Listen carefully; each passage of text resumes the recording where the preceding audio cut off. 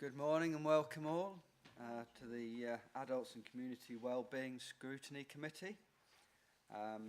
Just to let you know, there's no planned fire drills, so if it goes off, we'll go to the car park in the front of the buildings over there. I'd like to welcome Councillor Wendy Bokit, Executive Councillor for Adult Care and Public Health, to today. So welcome, Wendy. And I'll welcome the others as we address each item as we go. So we'll move on. Can I have apologies, please, Emily? Thank you, Chairman. We've received apologies from Councillors Kendrick and Sneath, and we also have Councillor Brockway in attendance for Councillor Kendrick for this meeting only. Excellent, thank you. Members' interests, if any members have any interests or come across anything during the course of the meeting, please let us know. So we'll go for the minutes of the 6th of April 2022. Need to confirm the minutes of the meeting as set out on pages 5 to 12 as a correct record. Can I have a proposer? Councillor Mark Whittington, and a seconder, Nikki Clark. Thank you very much. Are we all in agreement? I have to abstain, Chairman, I wasn't here. Yeah, thank you. All agreed. Thank you. So we'll therefore move on to announcements. Currently no announcements to be made. Lots going on, but we're all working on what's already been announced. So I'd like to progress to item 5, social connections, and welcome Samantha Neal, Assistant Director for Prevention and Early Intervention, and Sean Johnson, Public Health Programmes Manager. So welcome both of you. And who's starting? Who's going to... I'll kick off if that's all right. Thank you, Chairman. Thank you. A very brief introduction, because you have a lengthy discussion paper that you've hopefully had the time to look through and a covering report to go with this. The reason we brought this discussion paper and report here is from the interest that this scrutiny committee showed in the area of loneliness. I think it was back at your November meeting. So since then, we've done a lot of research, literature reviews, etc., that have informed the discussion paper that's in front of you today. The discussion paper highlights the definitions of social isolation and loneliness. Councillor Clout. Sorry to interrupt. Could you get the mic closer? Of course I can. Yeah, is that better? Well, that's a lot louder. So the paper covers the definitions of social isolation and loneliness, recognises that the two are interlinked but not necessarily exclusive, that it is possible to be one without the other. We also then look at areas that experience social isolation and whether that's a rural or urban issue. In reality, it tends to come down more to areas of deprivation, that if people are in transport poverty, for example, they're less likely to be able to get to places and socially interact. It then identifies the particular cohorts of people that are more likely to experience loneliness than others. I'll come back to that in a minute when I look at the covering paper. So since your scrutiny committee meeting in November, we've discussed this with a lot of people and we've taken it to a number of groups in the council for consultation, predominantly in the adults arena, adult care, DLT, executive DLT, and then CLT. We've concluded that we don't need to look at loneliness, social isolation as a distinct issue or have a strategy on it in its own right, that there are a lot of other existing strategies, policies, plans, etc. that cover this, and a lot of other LCC services and partner services that tackle the issue.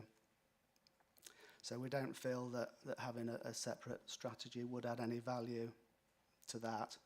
What we do think needs to be improved is the evidence base around loneliness and isolation, so that as a wider partnership through the Health and Wellbeing Board and the Integrated Care Partnership, we can make sure that the issue is adequately tackled through the existing themes of the Joint Health and Wellbeing Strategy. And to make the link with that, if you think of the 7 themes in there around mental well-being for children and young people, adult mental health, dementia, housing, carers, within policies associated with those themes, we pick up the same cohorts of people that are likely to experience loneliness. So in delivering the policies and strategies attached to those themes, we think we'll be able to make sure that loneliness is adequately covered. I'll leave it there, unless Samantha wants to add anything. No, that's fine. I think we're happy to take questions. Thank you. Having sort of read the report and gone through it, I think what it has done, like you said, is bring everything together into a paper. I think there is an element, I've sort of sat and thought about this from reading it, and I sort of, in one view, I sort of take a view of this for the majority. I think there are elements where in today's civilization, people aren't actually helping themselves by talking to within their communities. People are sort of locking themselves away, not necessarily, but they're not engaging in social dialogue. You know, how many people, when you walk out through your streets, say, "Good morning, how are you?" You know, it's like everybody's head down and bang, off they go. So are we here to fund how society actually starts to talk to itself, which is actually quite a challenge? Some of the areas that are mentioned in here, I think, are quite right, that we don't have, it's sort of, in effect, a secondary effect of some of the services that we provide. And it highlights some of the areas that really, like, a lot of people now don't have children, so they do not have sort of connectivity later on in life when they perhaps need more help and support. So it does sort of throw it open. For me, just to sort of set the ball rolling a bit, was on page 26 on the bottom line, it talks about the estimated cost implications of severe loneliness is around nearly getting on for sort of £10,000 per child. And this is from a sort of a study by the government. If in effect you go to page 22, it talks about sort of £672. And I think in some sense where it perhaps needs to be is sort of in future going forward, it perhaps needs more evidence-based about actually what really is the impact. And I know the NHS has sort of diversed itself as as a preventative measure to sort of address people, because obviously if they get mental health issues through not talking to anybody, then they tend to deteriorate and then present themselves to either us or the NHS with a crisis on board, which then costs us money. So it's how, the community needs to sort of stimulate itself. And as you look on TV every night, there's pop-up community things happening right across the country, whether it's a sort of a community food bank, or whether it's a community activity zone or men's sheds or something. And so not one size fits all. I think with the paper bringing it all together, we are doing something. I think we need to be mindful of, in effect, costs, and actually, in effect, mindful of the cost of the impact of not doing something as well, like the NHS. If it is £10,000, that suddenly becomes a lot of money. So, right, I've got Jackie to speak. Thank you, Chairman. This is an absolutely fascinating paper. It's a brilliant piece of work. Who wrote this? Well, A team effort. It was largely a colleague of Samantha's and mine, Paul Johnson, in the public health team. Well, congratulations. It really is a good piece of work. Thank you. An enjoyable read too. The point I wanted to raise, on page 17, you've listed causes and effects of social isolation and loneliness. And all of them are right. But the one thing I wanted to raise, which isn't really there, is the concept of touch.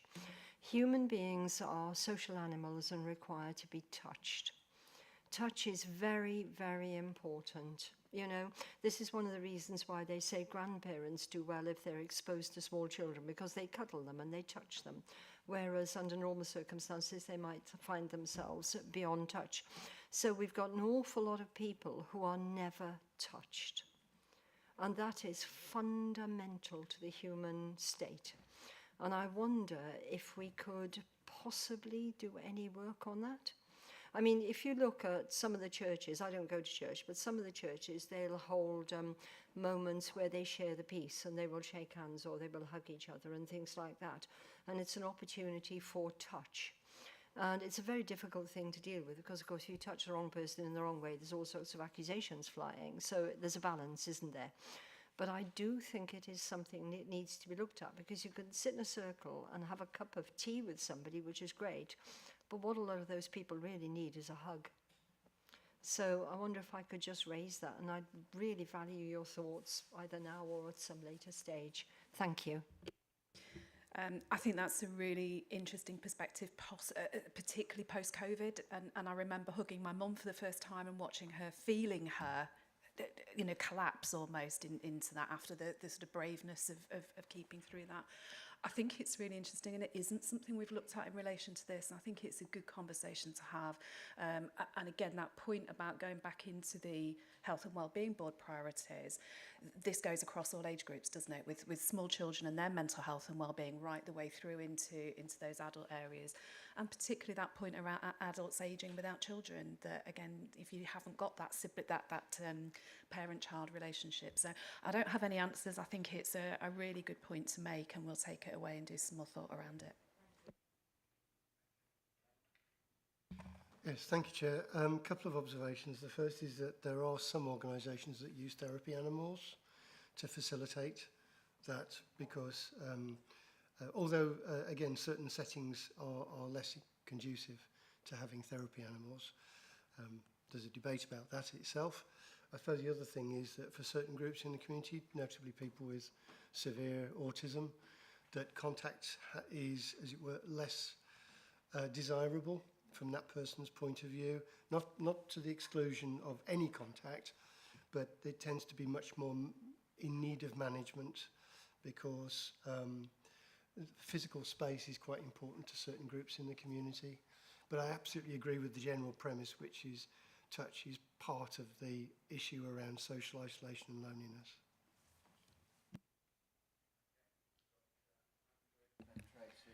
Yeah, thank you. Thank you for the report. It was really interesting. I just want to pay tribute to all the voluntary organisations, really. I'm chairman of a village hall, Board of Trustees. I'm going to say which one it is because it will get a bit of publicity for them. Great Hell Village Hall. We organise a bingo every week on a Tuesday, and we have many decades this bingo has run, and it does more work in our community to get people talking to each other, often elderly people who live on their own. During COVID, of course, we couldn't have the bingo, and people really missed it, and they're all back now.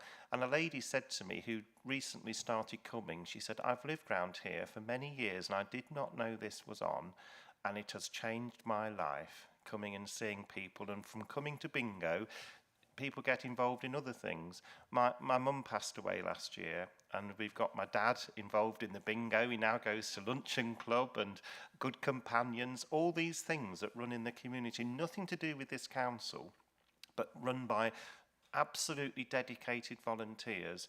A lady recently retired from doing the teas and coffees at our bingo after 44 years of volunteering. And it's those sorts of people that I think we should pay credit to as a council, because they keep our communities going. And my area will be no different to anybody else's. I'm sure there is equally good work going on everywhere else. So I just think this is an opportunity to pay credit to them and the huge value that they do. Thank you. for the Good Citizens Award. We've had a number of awards over the years and a lot of grants. So yes, if people are wondering whether they should join something, I say yes, do it, because it will change your life and it will get you out of that house, and the world is your oyster really. Then you can go on to do other things, as much or as little as you want. So it's just encouraging people to join something, anything. Thank you. Thank you. Tracy and Mike. Thank you, Chairman. I love the fact you've been doing the bingo 44 years with the lady who makes the tea. You're wearing well. So reading the paper, to me there's threads all the way through it. The withdrawal of transport, carers who are male are clearly going to be more isolated, as the paper tells us. Adults feel more lonely at weekends and evenings. The spend per person, all of these things I think we're all aware of, but actually are the departments within the County Council also aware of? Is it always being fed back? So when Carers First, who we very recently obviously kind of looked at the contract coming up, is it being fed back there that actually the male carer are the ones that are more isolated? Because I'll be honest, I don't remember seeing it highlighted in that paper. So for me, there is actually still an argument, although it's a very good paper and it shows what is being done and how loneliness and isolation weaves its way through everything. Personally, I feel there's still an argument for a board specifically focused on this, because there is then that accountability to say, yes, I've made sure that Call Connect know that evenings and weekends are very, very key. So for me, that is a strong argument to say that working group or a board is very important. I don't think I've met you, Samantha, so I'm Holbeach, so you'll know that I will mention Holbeach in every meeting. And obviously I notice on page 25 that South Holland features very, very highly there. I would really like to know, kind of from a South Holland and Holbeach point of view, what focus are we getting to do something about it, because those figures are quite significant, I would say. And then on page 33, I'd be interested to know when the review of the day centres would be complete and when we're actually going to hear that data from that. And then really again on page 36, towards the bottom, it's saying about things should be place-based and looking at that locality. But then again, is that being fed back when contracts are being recommissioned? Because what we always seem to do is go for a county-wide commission, and I understand again why. But again, maybe can we just really look at those individual places and see if that might be sometimes the best for our residents? And I think that's it. Thank you. So if I can come back on the contract and commissioning element first, that's probably in terms of the most straightforward element. So yes, we produce a lot of evidence and data through our joint strategic needs assessment, and that's why we're recommending that we want to just refocus that slightly around these issues. So the JSNA evidence informs what happens through commercial and commissioning activity, not just here, but across the wider sector as well. So you're absolutely right. Yes, we are recommissioning the carers service, we're recommissioning the equipment service, we're recommissioning or reviewing the position currently with the wellbeing service. All of those have requirements around social isolation and loneliness in terms of outcomes that we're looking for, and they report on those through contract management and through their annual reports. And we engage with them regularly to shift the focus. So if there are key issues in a locality, it could be for something like the Wainfleet floods, for example, where something's happened in a very local area, there's a need to engage, then we will talk to our commission services around that. But equally, as we refresh the JSNA, as there are areas that we uncover, we will have those conversations. So just because we've got a contract doesn't mean that we don't have those flexibilities.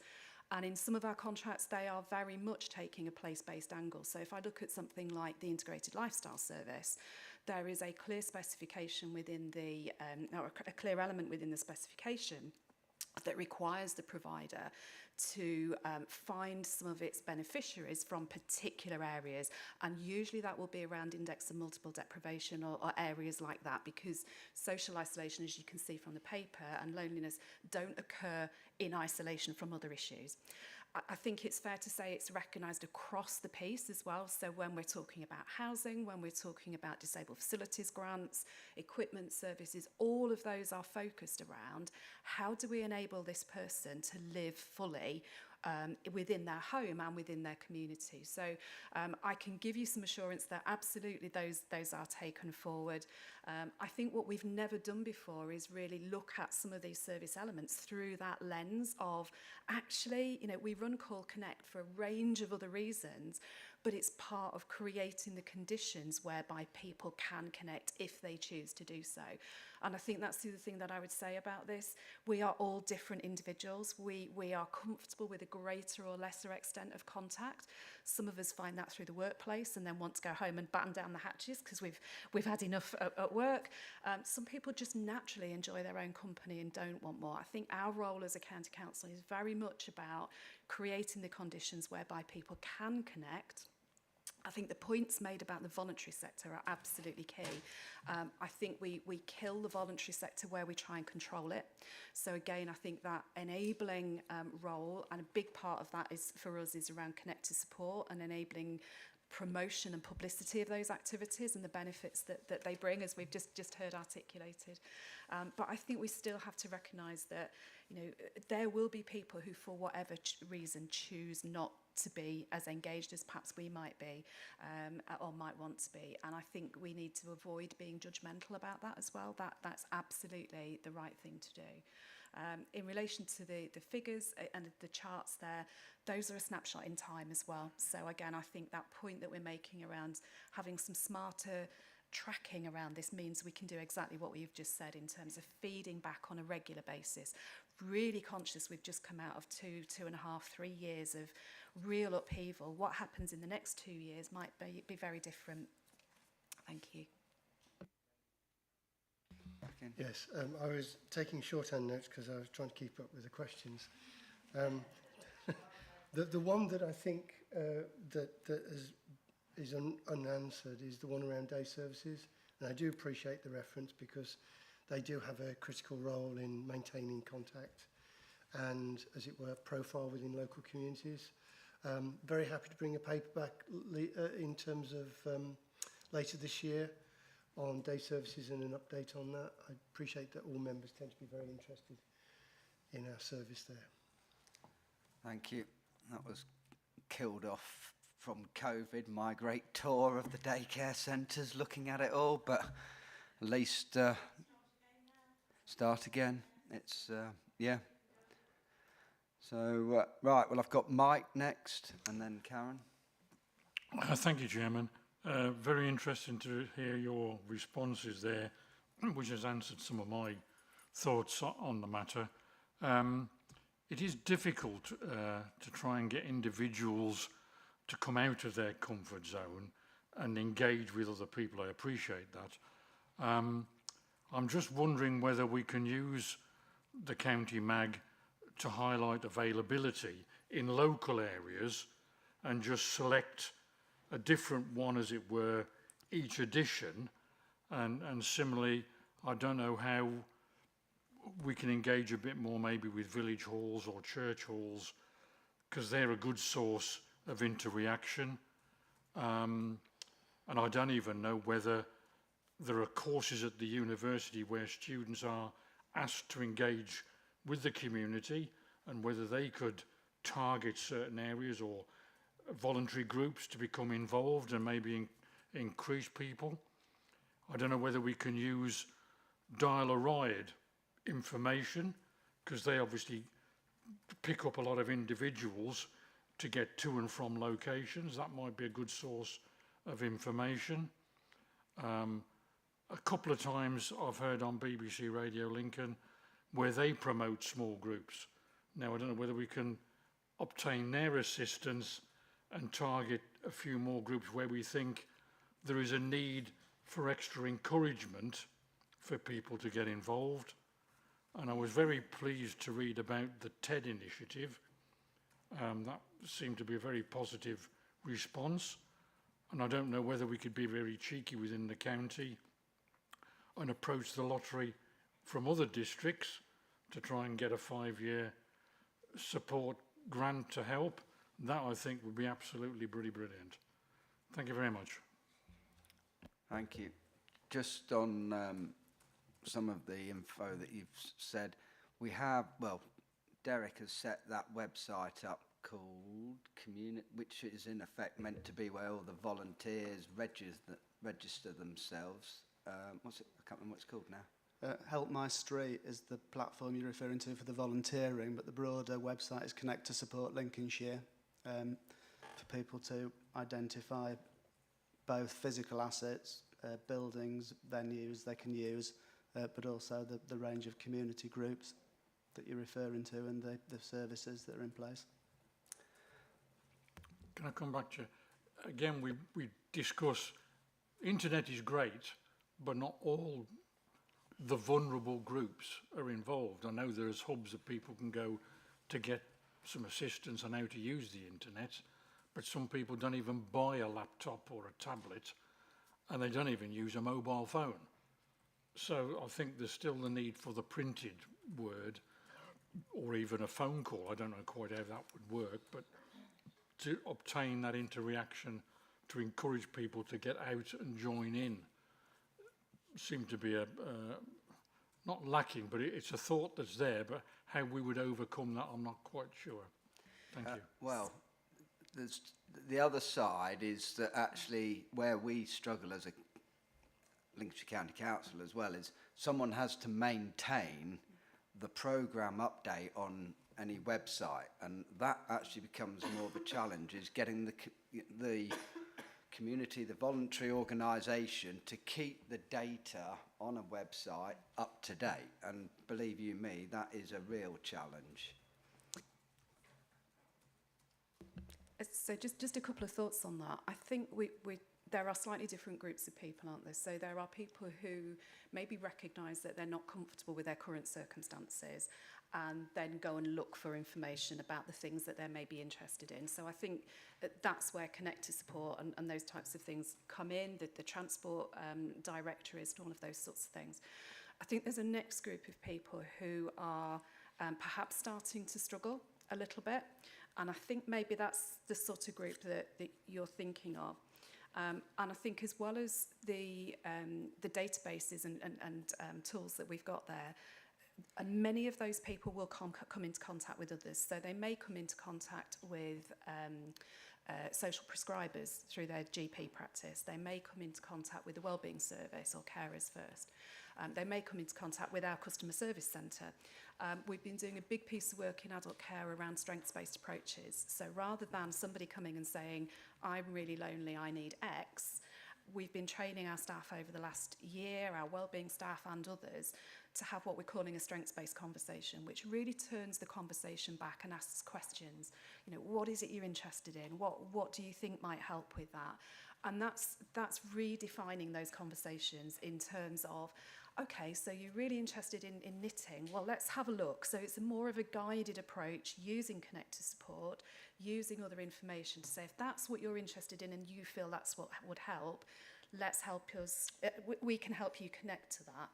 And I think that the big benefit of that is we're trying not to put square pegs in round holes. We're trying to find those things that people are identifying themselves and they are more likely to connect. And I think with some of this work, it's that group that we're sort of looking at. So it's people where their life circumstances have maybe been interrupted by bereavement or a divorce, or the children have left home or whatever.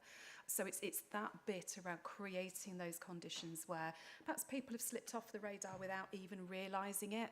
And that comes back to the conversation earlier about making sure that that's threaded into our contracted services, etc. So it's not just the contract requirement, but it's the training and support that we provide to those staff reframe those conversations. And we're starting to see that play through quite well in service user outcomes through the improvement board that reports to Glenn around that. So don't despair, it's not all just web-based, but you know, the big advantage with something like Connected Support is I can look at it for Boston, which is where my mum lives on her own, and I can have those conversations, have you thought about, and those types of things, which are really powerful. I think sometimes that helping hand of somebody getting alongside somebody sits hand in hand with the information that's available.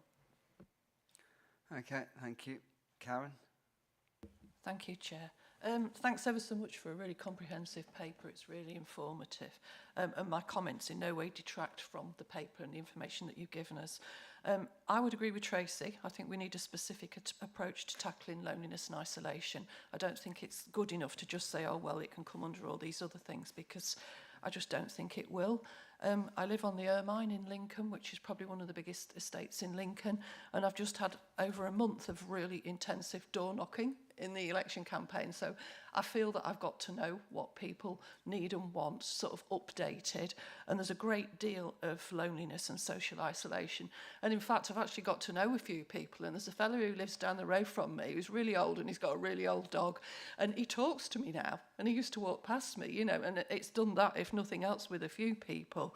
But just to go through this, and do bear with me, because I've got to look at my notes and look at the computer at the same time. So the bottom of page 26 talks about all the health impacts of loneliness, doesn't it? So this idea that it's just something that doesn't really matter, if anybody were to say that's not true. There's a health impact, and there's also a financial impact of what, nearly £10,000 per person every year. So to me, that justifies putting extra money in to tackle it, rather than just hope it'll go away on its own. Then right at the top of page 27, the idea that it is just people who they don't help themselves. This counteracts that as well, because it talks about all the barriers that prevent people from connecting.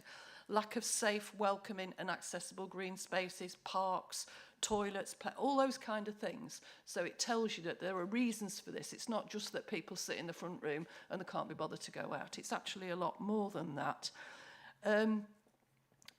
One of the things as well, I noticed further down, it talks about community safety. Well, we've just turned the lights out at night. Who wants to go out when it's pitch black late at night? You know, I think that really is a big deal. Where else am I? Page 27 talks, there's a bit here about key recommendations, and apparently there's 15 recommendations that were set out by a parliamentary group, who after all are the people who are meant to lead us at the top. Talks about resourcing local authorities. I think that as an authority, Lincolnshire County Council, we ought to be holding the government to account and making sure that they are resourcing us so that we can do all of those things.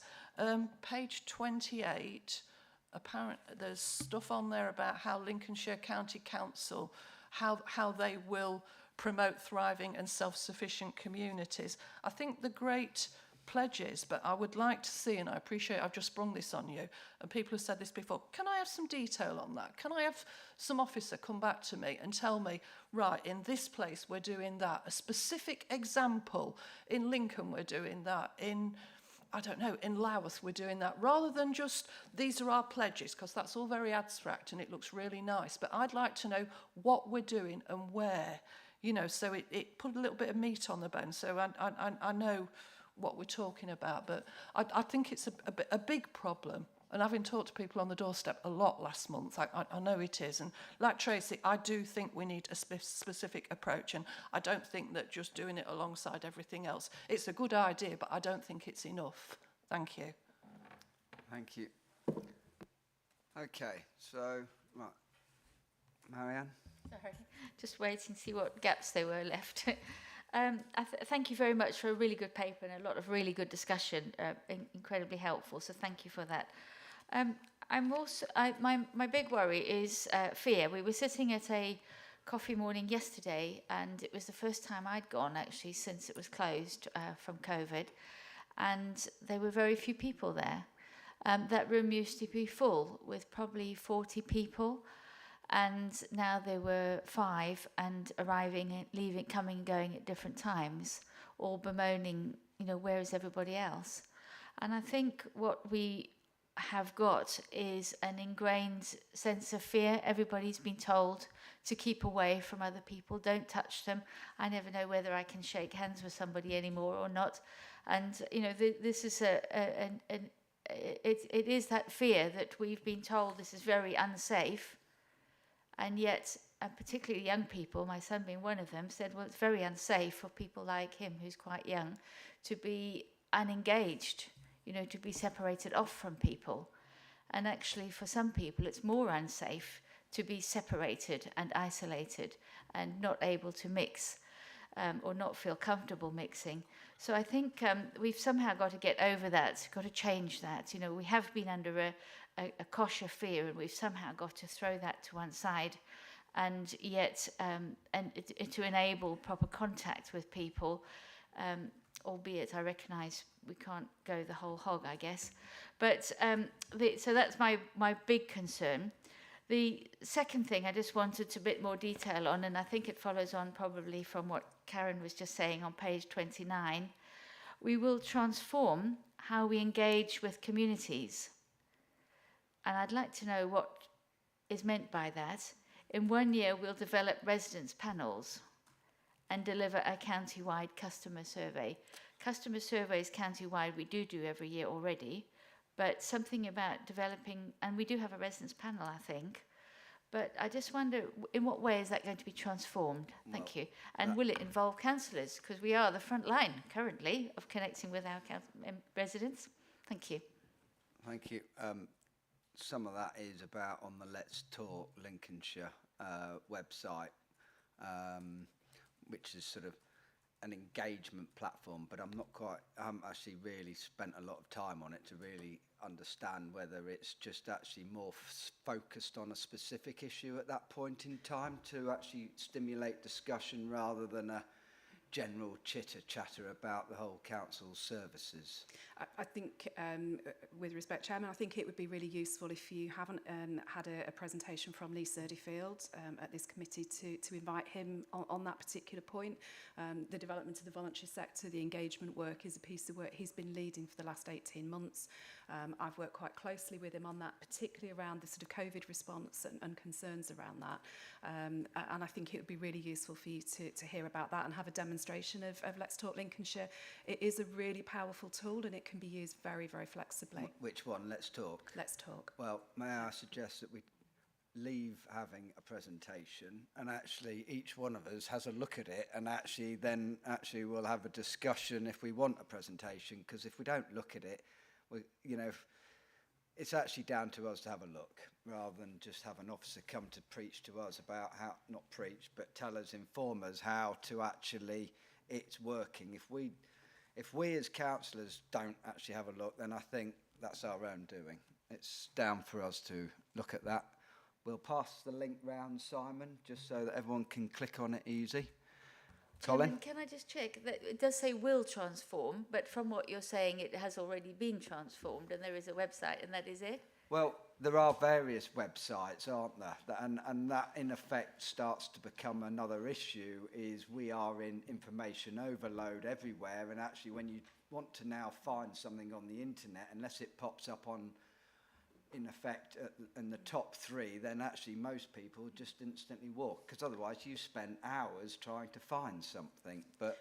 And that is one of the downsides, is how does a community group promote itself on a website and even get anywhere near to the top section of a page?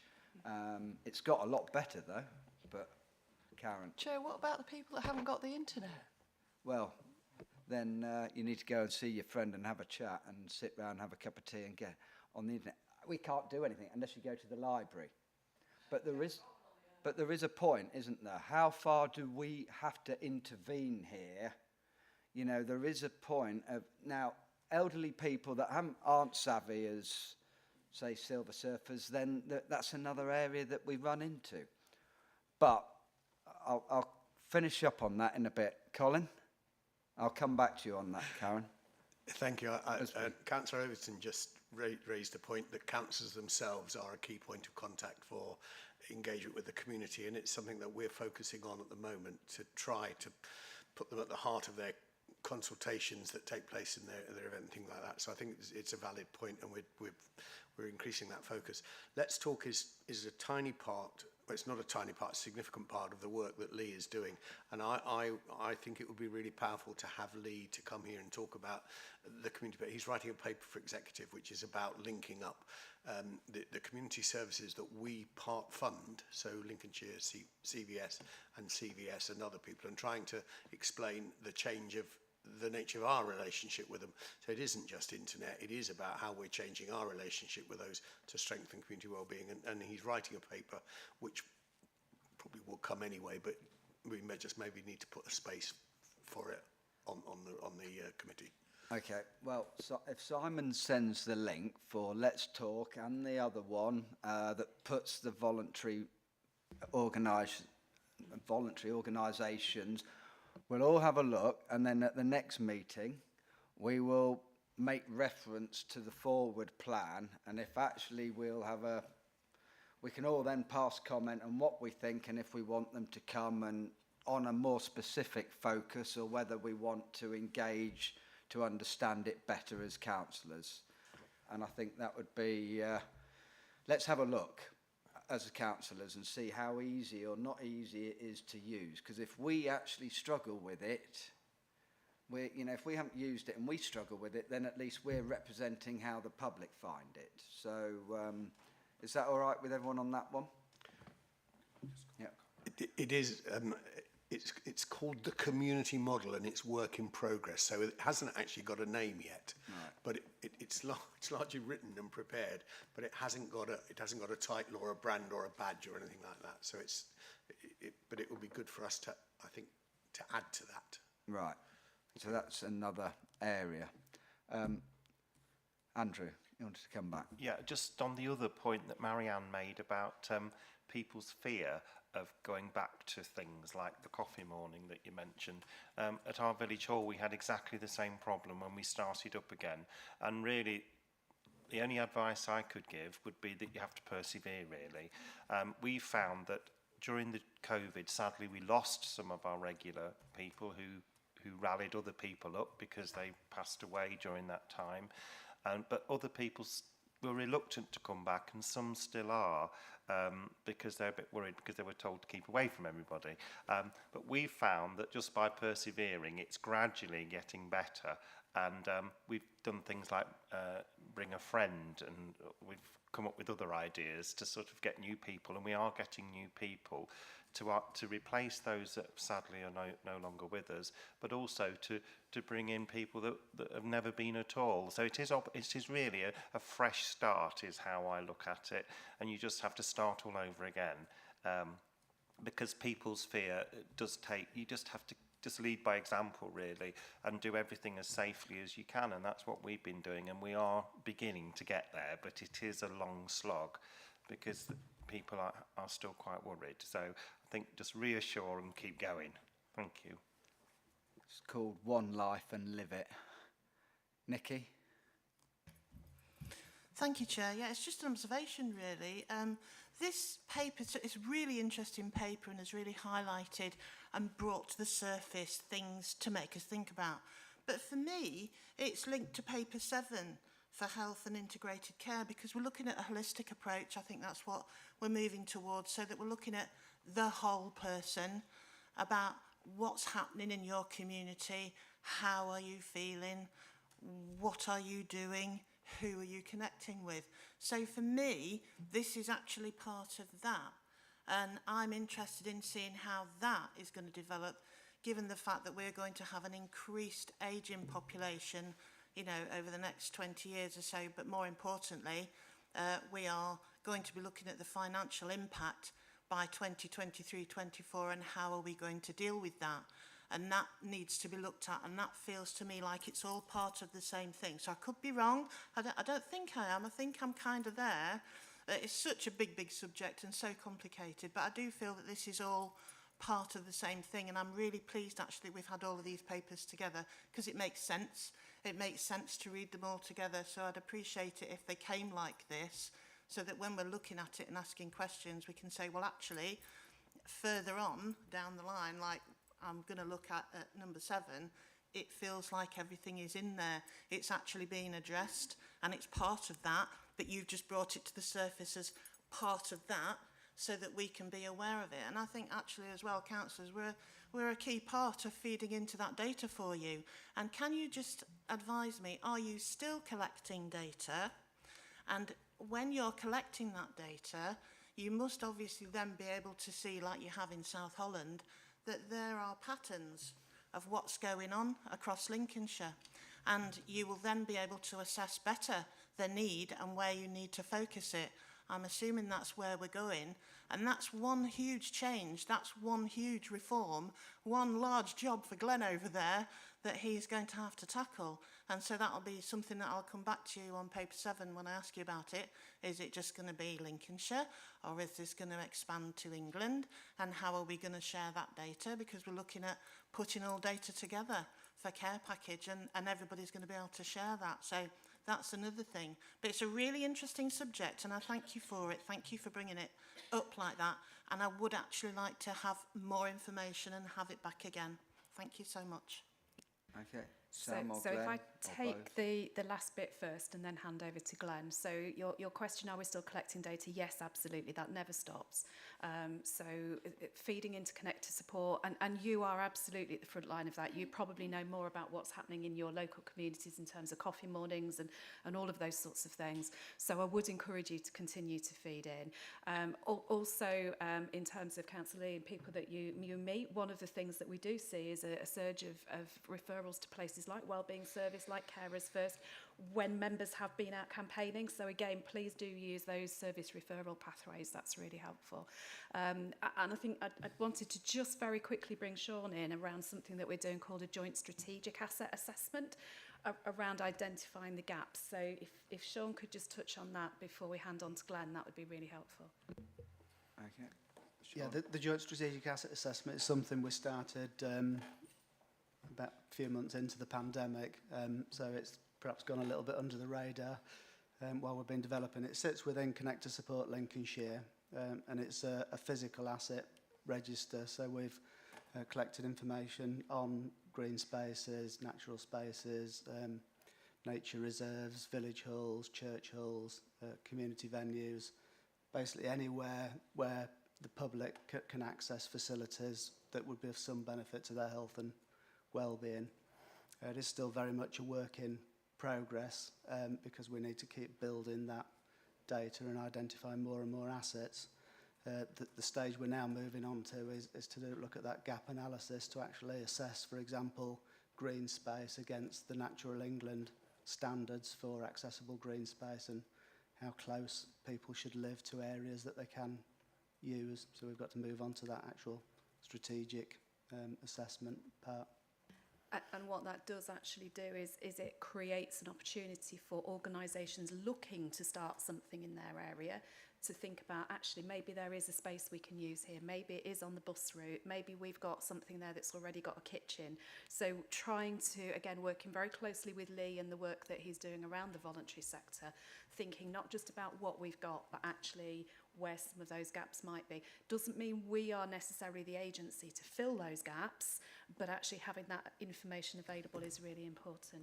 And then I think Glenn was going to pick up your point about the ICS. Glenn? Thank you, Chair. Absolutely, Councillor Clark, you are in the right space as far as I'm concerned. If we can think more system in terms of service, we will be able to more likely join the dots up, as Councillor Carter has indicated, between services and strengthen our offer. In my view, there are already a lot of services out there. They're not necessarily as well used as they might.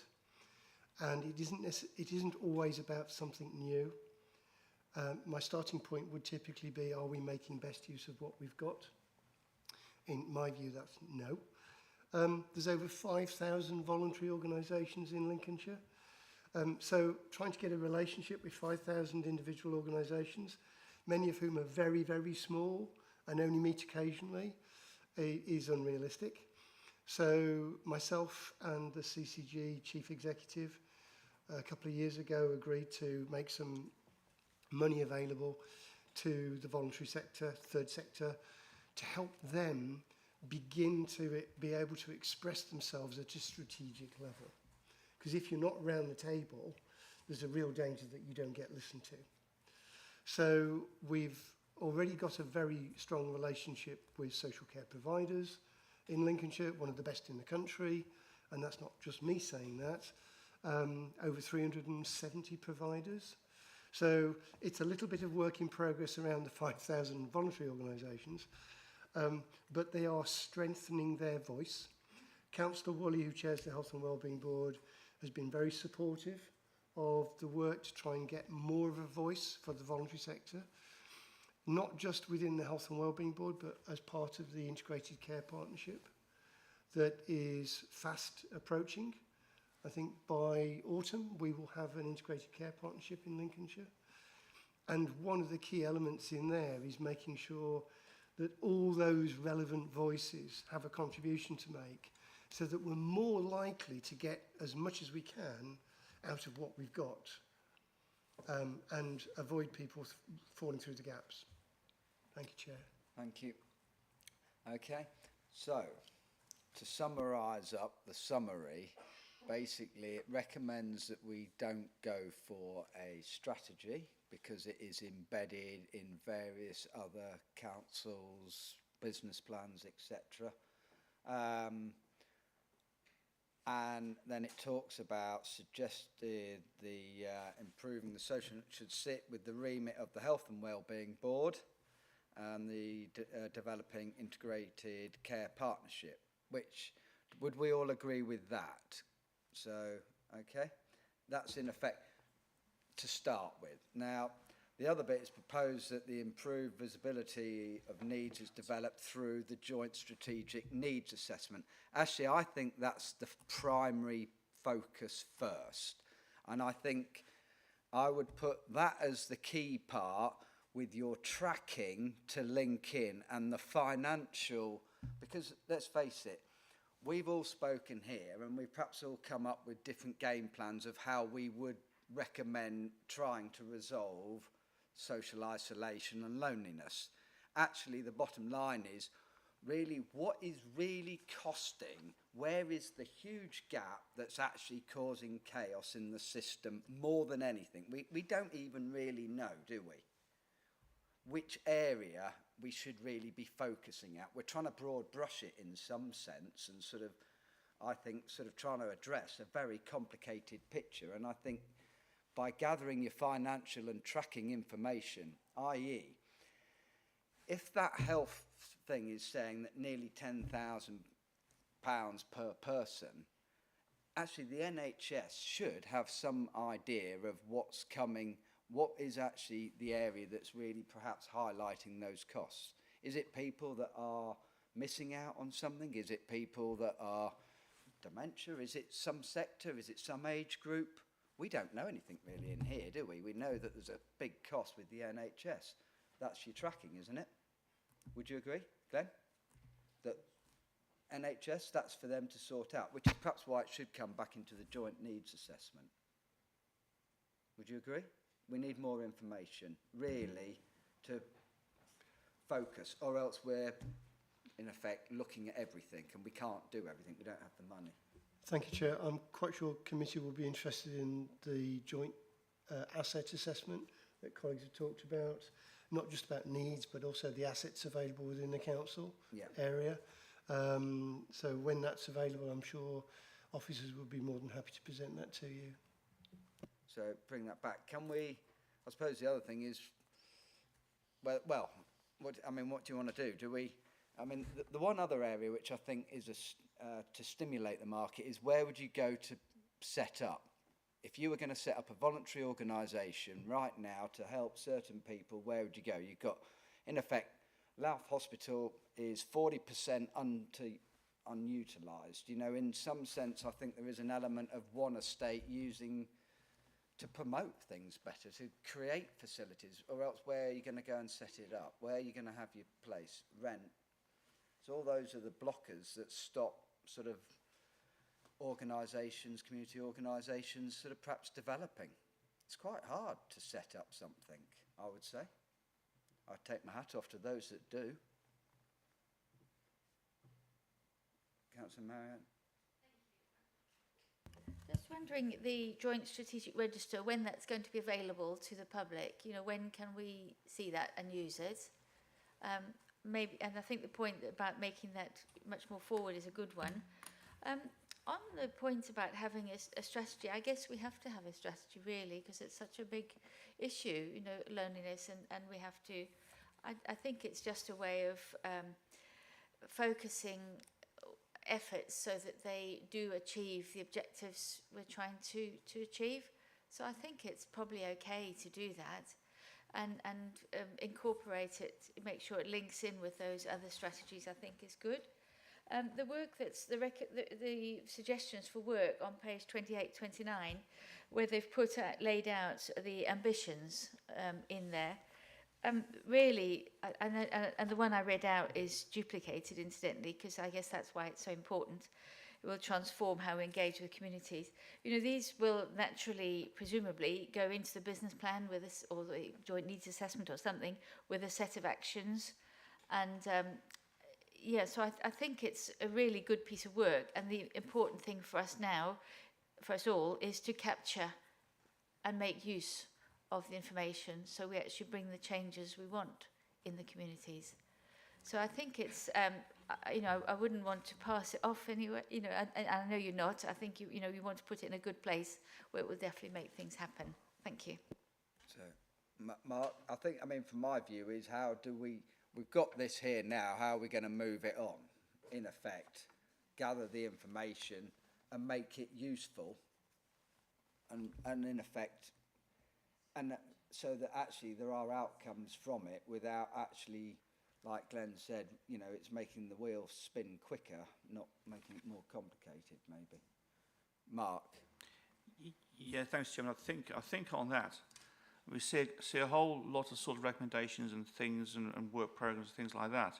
For me, I think we actually need to see a work program for all of this, you know, with some dates on there and some times as to when this stuff's going to be done, and you know, because otherwise, you know, it becomes it's a great report, but at the moment we need to sort of focus it in on to how it's all going to be delivered, and also how much it's going to cost, because it'd be interesting to sort of see some costings and figures associated, you know, with it, because at the moment it's a great piece of work, it's a great piece of research work.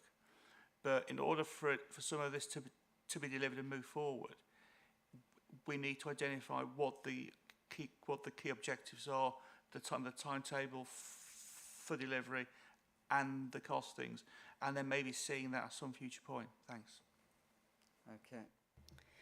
So if I can just respond to that, I think we've got a little bit of confusion. So the list of aims on page 28, 29 are from the corporate plan of ambitions. Yeah.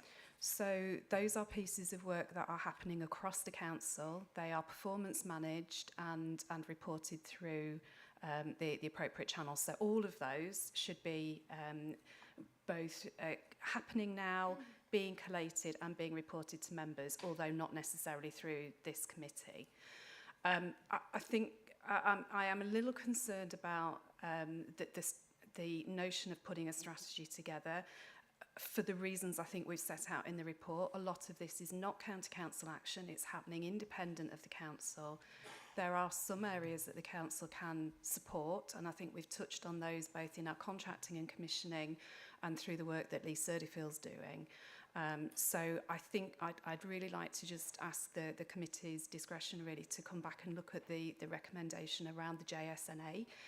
The JSNA directs council activity, but also the NHS and across all of the sectors. And I think that is a fundamental starting point for us. And just to be really clear in terms of Councillor Whittington's point, we are not suggesting in this report at all starting a whole raft of new activity that costs more money. If you started to look at the services that we've listed already as counter-council activities, whether that's Connect to Support or the Wellbeing Service or the Carers Service, we already spend a shed loads of money on addressing this through those channels for the groups of people that we've just spoken about as being most at need. So I'm sort of just asking for a little bit of of redirection, I think, a little bit back to those 2 recommendations. More than happy to provide a further report, but I think so much of this is system-wide. Our role is very much about enabling and supporting where we can, but not controlling this agenda. It is very personal, it's very close to communities, but I think from that, Glenn's point made earlier about the not maximising the value of what we have is the key point we risk missing, I think. Yeah, well, I think we all semi-agree, or I expect the majority would if we went to a vote on it, that the strategy approach is not what Hugo, we're can I just come in a second? Just hold on a second, Wendy. I think, from everything I've heard, I would agree with the JSNA and let that become the key area to, in effect, work on. And I think, you know, link in the financial aspect and actually the potential of what is it costing. And I think some of that's to the NHS, actually, perhaps more than us. But that, I think, is we might just recommend, highlight it to the health and wellbeing that we've had this paper, and it might pay that health has a look at it to let us roughly know how they get that cost of, say, nearly 10,000. That's what we're looking for, isn't it? It's just a financial assessment of potentially what a prevention stops coming forward. I think it's a slightly different conversation. So that figure is generated nationally. That's not a local figure. But I think there are conversations that are already happening. So, for example, Councillor Bowkett is already talking to the CCG about the scope over the next three years potentially to invest in our carers services. So those conversations are happening, not specifically about social isolation and loneliness, but about the needs of carers, of which that is one element. So just to give you the assurance, those conversations are happening. Having said that, if it's appropriate for us to take this paper, and I'd look to Glenn for direction on that, into the ICS partnership, and certainly to the Health and Wellbeing Board, absolutely happy to do that. It's there as a wider ranging paper than just something for county council, and equally into our district councils as well. An awful lot of what is covered in this paper is also within the domain of district councils. Yeah, Wendy? Yeah, I just think the paper is for noting. It says there, look, the actions required that the scrutiny committee note the attached paper, and that is what we're here to do, note it, and that it supports the joint strategic needs assessment. I think we're just getting a little bit too deep into something that we have brought here today to show that this paper is about the loneliness, but we are supporting it through the joint strategic needs assessment, but it is there to note.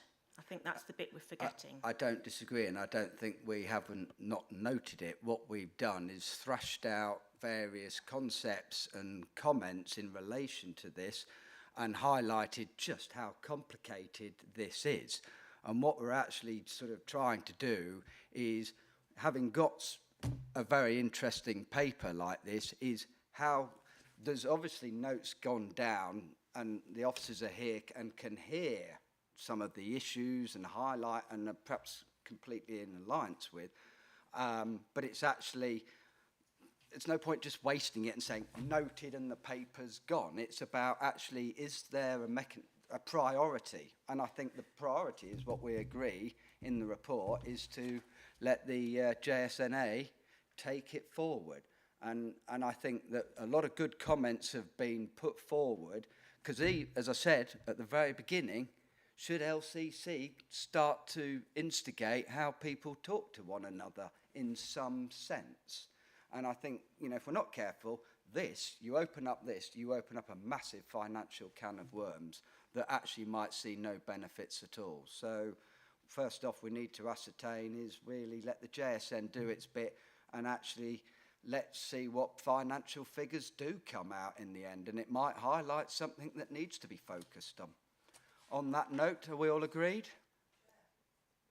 Chairman. Yeah, you've got your hands up to agree or hands up for a question. I've had my hand up for ages, actually. Right. I just wanted to make the point when you said from the chair about do we all agree that we don't need a specific strategy. I don't actually agree on that. So if it were to go to a vote, I would abstain from that vote. I wanted to make that point, but 2 comments really.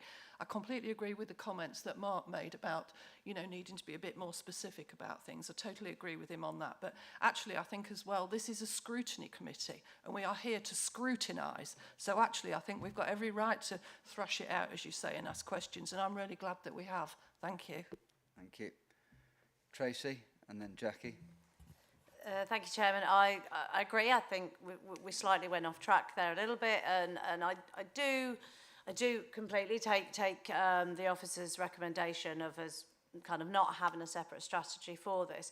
What I would ask, though, is when you come back to the committee and you bring the joint strategic asset assessment for us to have a look at, can we also, as part of that, have a bit of a detail? So actually, yes, you have had a chat with the transport guys, the Call Connect stuff, and actually what's their feedback? Where do their services fit into it? So I guess for us, we've got that reassurance that those conversations have gone on. So I would ask, if possible, that can be part of that paper, please. Thank you. Thank you. Jackie?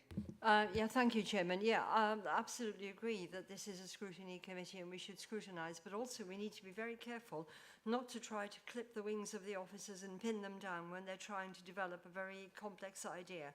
So when an officer is asking for guidance, asking for the freedoms to carry on developing the work, basically without us pinning them to a particular area, because that isn't our purpose actually. I think we need to listen to what the officer is saying, so I'm fully in support of what you said there, Samantha. Okay. Okay. So I think well, at the end of the day, we've done what we've done. Right, Mike? Thank you for letting me come in, Chairman. I agree with what's been said, that I don't think we do need another strategy to put on top of what was already in existence. But I do take Glenn's comments about there are lots of things there that are underused in various ways. If we can maximise that going forward, it'll be a benefit to all the individuals and organisation groups and be more cost effective. Thank you. Thank you. So maximisation and financial and JSNA and the JSN assets, I think is what the perhaps 4 key themes. But other than that, a very good debate, because actually if we don't have it, it is so complicated on how to address this issue. Let's face it, no one's cracked this whole concept yet, and the money that is gone into it and the Roundtree funds and all the universities, there's a lot of research goes into trying to actually crack this nut, and it's really complicated. But I think that's been very useful, and thank you all. Thank you, Sam, and thank you, Sean. So it'll come back at some point in its various formats. So brilliant, thank you. Okay, now we'll go on to item 6, charging for social care. So Pam Clipson, welcome, who's head of finance and is going to have quite a task ahead of her. And Glenn? Thank you, Chair. Fortunately, Pam has got friends around her to help with the progress on this one. And if I can, I'll be covering a few of these slides and doing a double act with Pam. Any difficult questions, of course, we'll go to Pam later on. This is the second time we've been to scrutiny around this topic. The first time was just before Christmas, when we gave you an update on the health and social care, the social care reform white paper. This update comes at a particularly interesting moment, because today the County Council's network have published a report detailing what they consider to be the actual costs of implementing the charging reforms. Needless to say, it's significantly above what the government is allocating. But it is an interesting read. At the same time, on Monday, Pam and I are hosting a visit for the day from colleagues in the Department of Health and Social Care, who are leading on implementing the charging reforms for the government. And that, by way of a compliment to the council, we are seen as being ahead of the game and with something to offer in terms of how does the government support the country to implement the proposed reforms in this particular white paper. So if we can go to slide 2, please, Emily.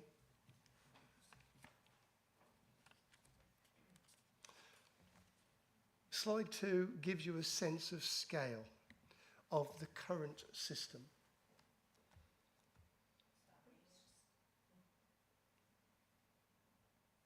There you go.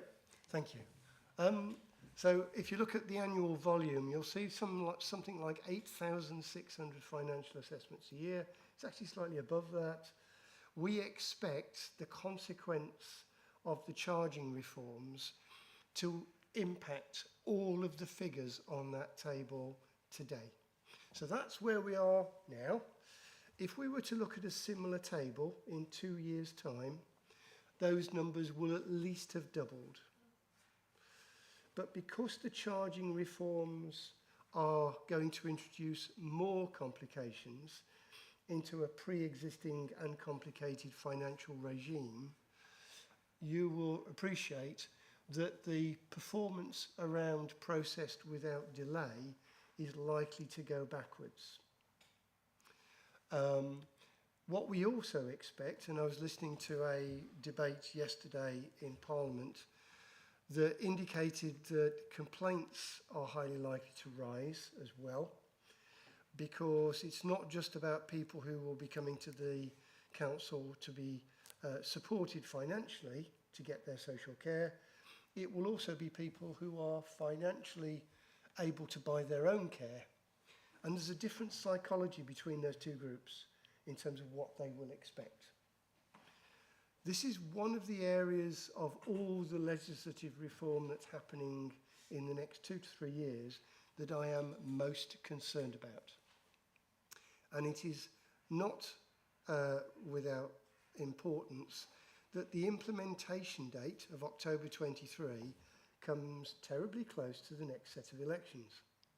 So the profile around this is likely to be considerable, given the numbers of people affected and the fact that local government will become a bank. And most of you in this room, members, will be using your apps to bank. You will not typically go into a bank if you can find one. We are going to have to move into this space very rapidly from a point of nothing, literally, because we do not have banking apps. Councils don't have banking apps. But we are going to have to start to think about what that looks like if we are to be in a good space by October 2023 or shortly thereafter. So it's a point of interest, I think, for the whole council.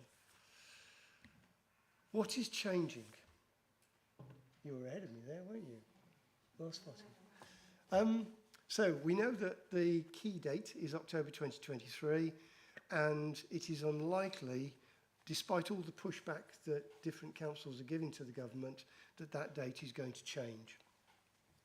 There are a number of changes to the limits that are currently in place around eligibility for state support. The capital limit is increasing.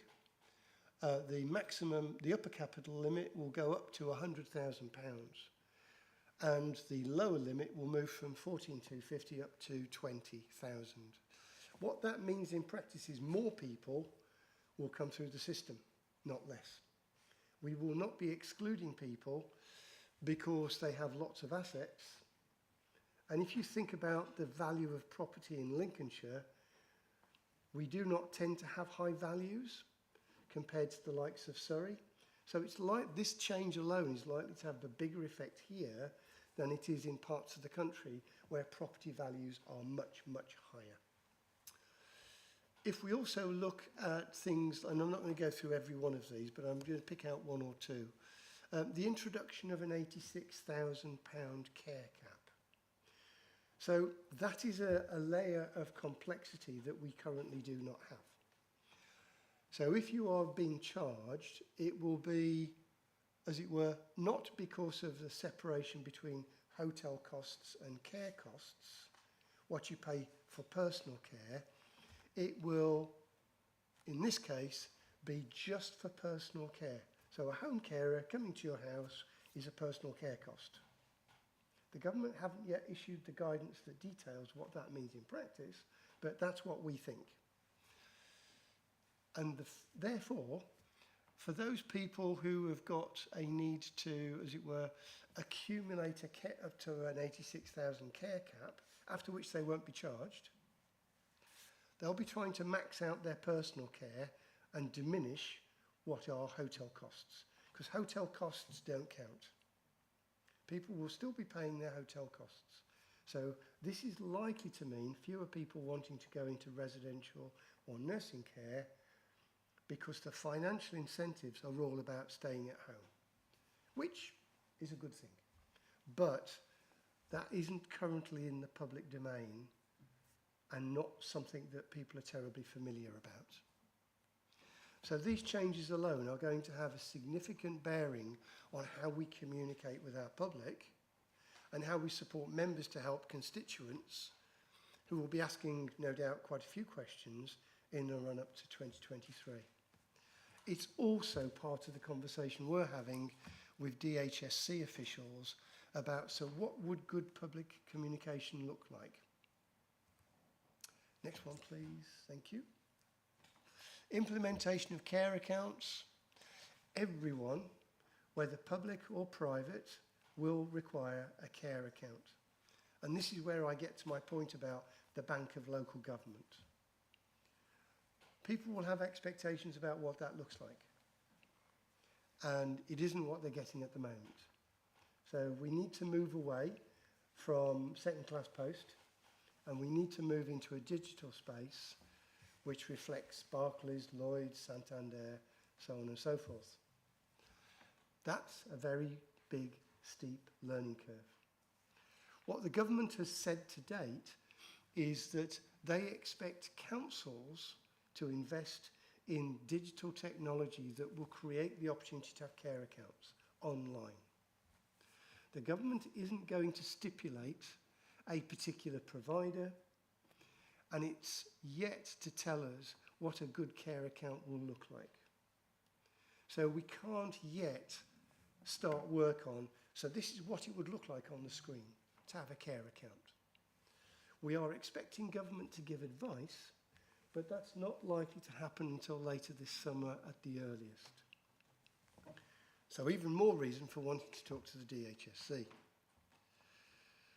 And it is quite clear that financial assessments as well as social care assessments are going to grow significantly. And the County Councils Network in their report today indicates that worst case scenario, councils are going to have to recruit thousands of more staff to do the job. Personally, I do not think those staff are there to be had. The consequence of that is that we've got to push digital. If we move heavily into the digital space, we will not have to recruit as many people as we might if that digital technology is not there. So it's a big ask. Next one, please, Emily. And at that point, I hand over to Pam. Thank you, Glenn. I think everybody's stunned into silence already before I provide any of the detailed numbers. So the demand really that's coming from the reform is going to come from two streams. Those people that are no longer self-funders due to the threshold changes that Glenn's just highlighted. So those people that currently have assets of 23 to 50 or more, currently classed as a self-funder and have limited sort of access or knowledge of the financial assessment process within Lincs County Council because they are self-funded. If they've got assets now between 23 and 100,000, they will be means tested and they will be coming into the local authority for financial assessment, for access to the services that we've got. Those who are self-funders above the £100,000, they will be able to access, as Glenn rightly says, access our rates and access our ability to meter them towards the cap. So with our current 50-50 split and approximately 10,950 customers as we are at the moment, we're forecasting that actually that's where that 20,000 will come from and a bit more as at today. The majority, however, and you'll see the top of the slides, if we apply the national assumptions to our Lincolnshire figures, those are the number of social workers, non-qualified social care staff, etc., that we would be expected to recruit to be able to deliver that demand. That they're not out there. We've got vacancies now within our financial assessments team, within our social workers. We wouldn't be able to find that level of recruitment. So that is where we want to move into the digital space. There is assumptions that you can see on the second bullet point below, where we think 85% of the existing self-funders will continue to be in that self-funder remit. You know, they'll own their own homes, and 15% of those people will actually need to come into Lincolnshire County Council for what we're calling a full needs assessment, full financial assessment. 9,300 will therefore approach us, but we could adopt lighter touch assessments. They are available within the Care Act, and actually it gives us an opportunity to understand somebody's situation, to understand their financial environment, provide a lighter touch financial assessment without sending somebody through the challenge and the stress of a full financial assessment. And you can see to the right of the slides, there are however many bullets there are, eight options that we're currently looking through.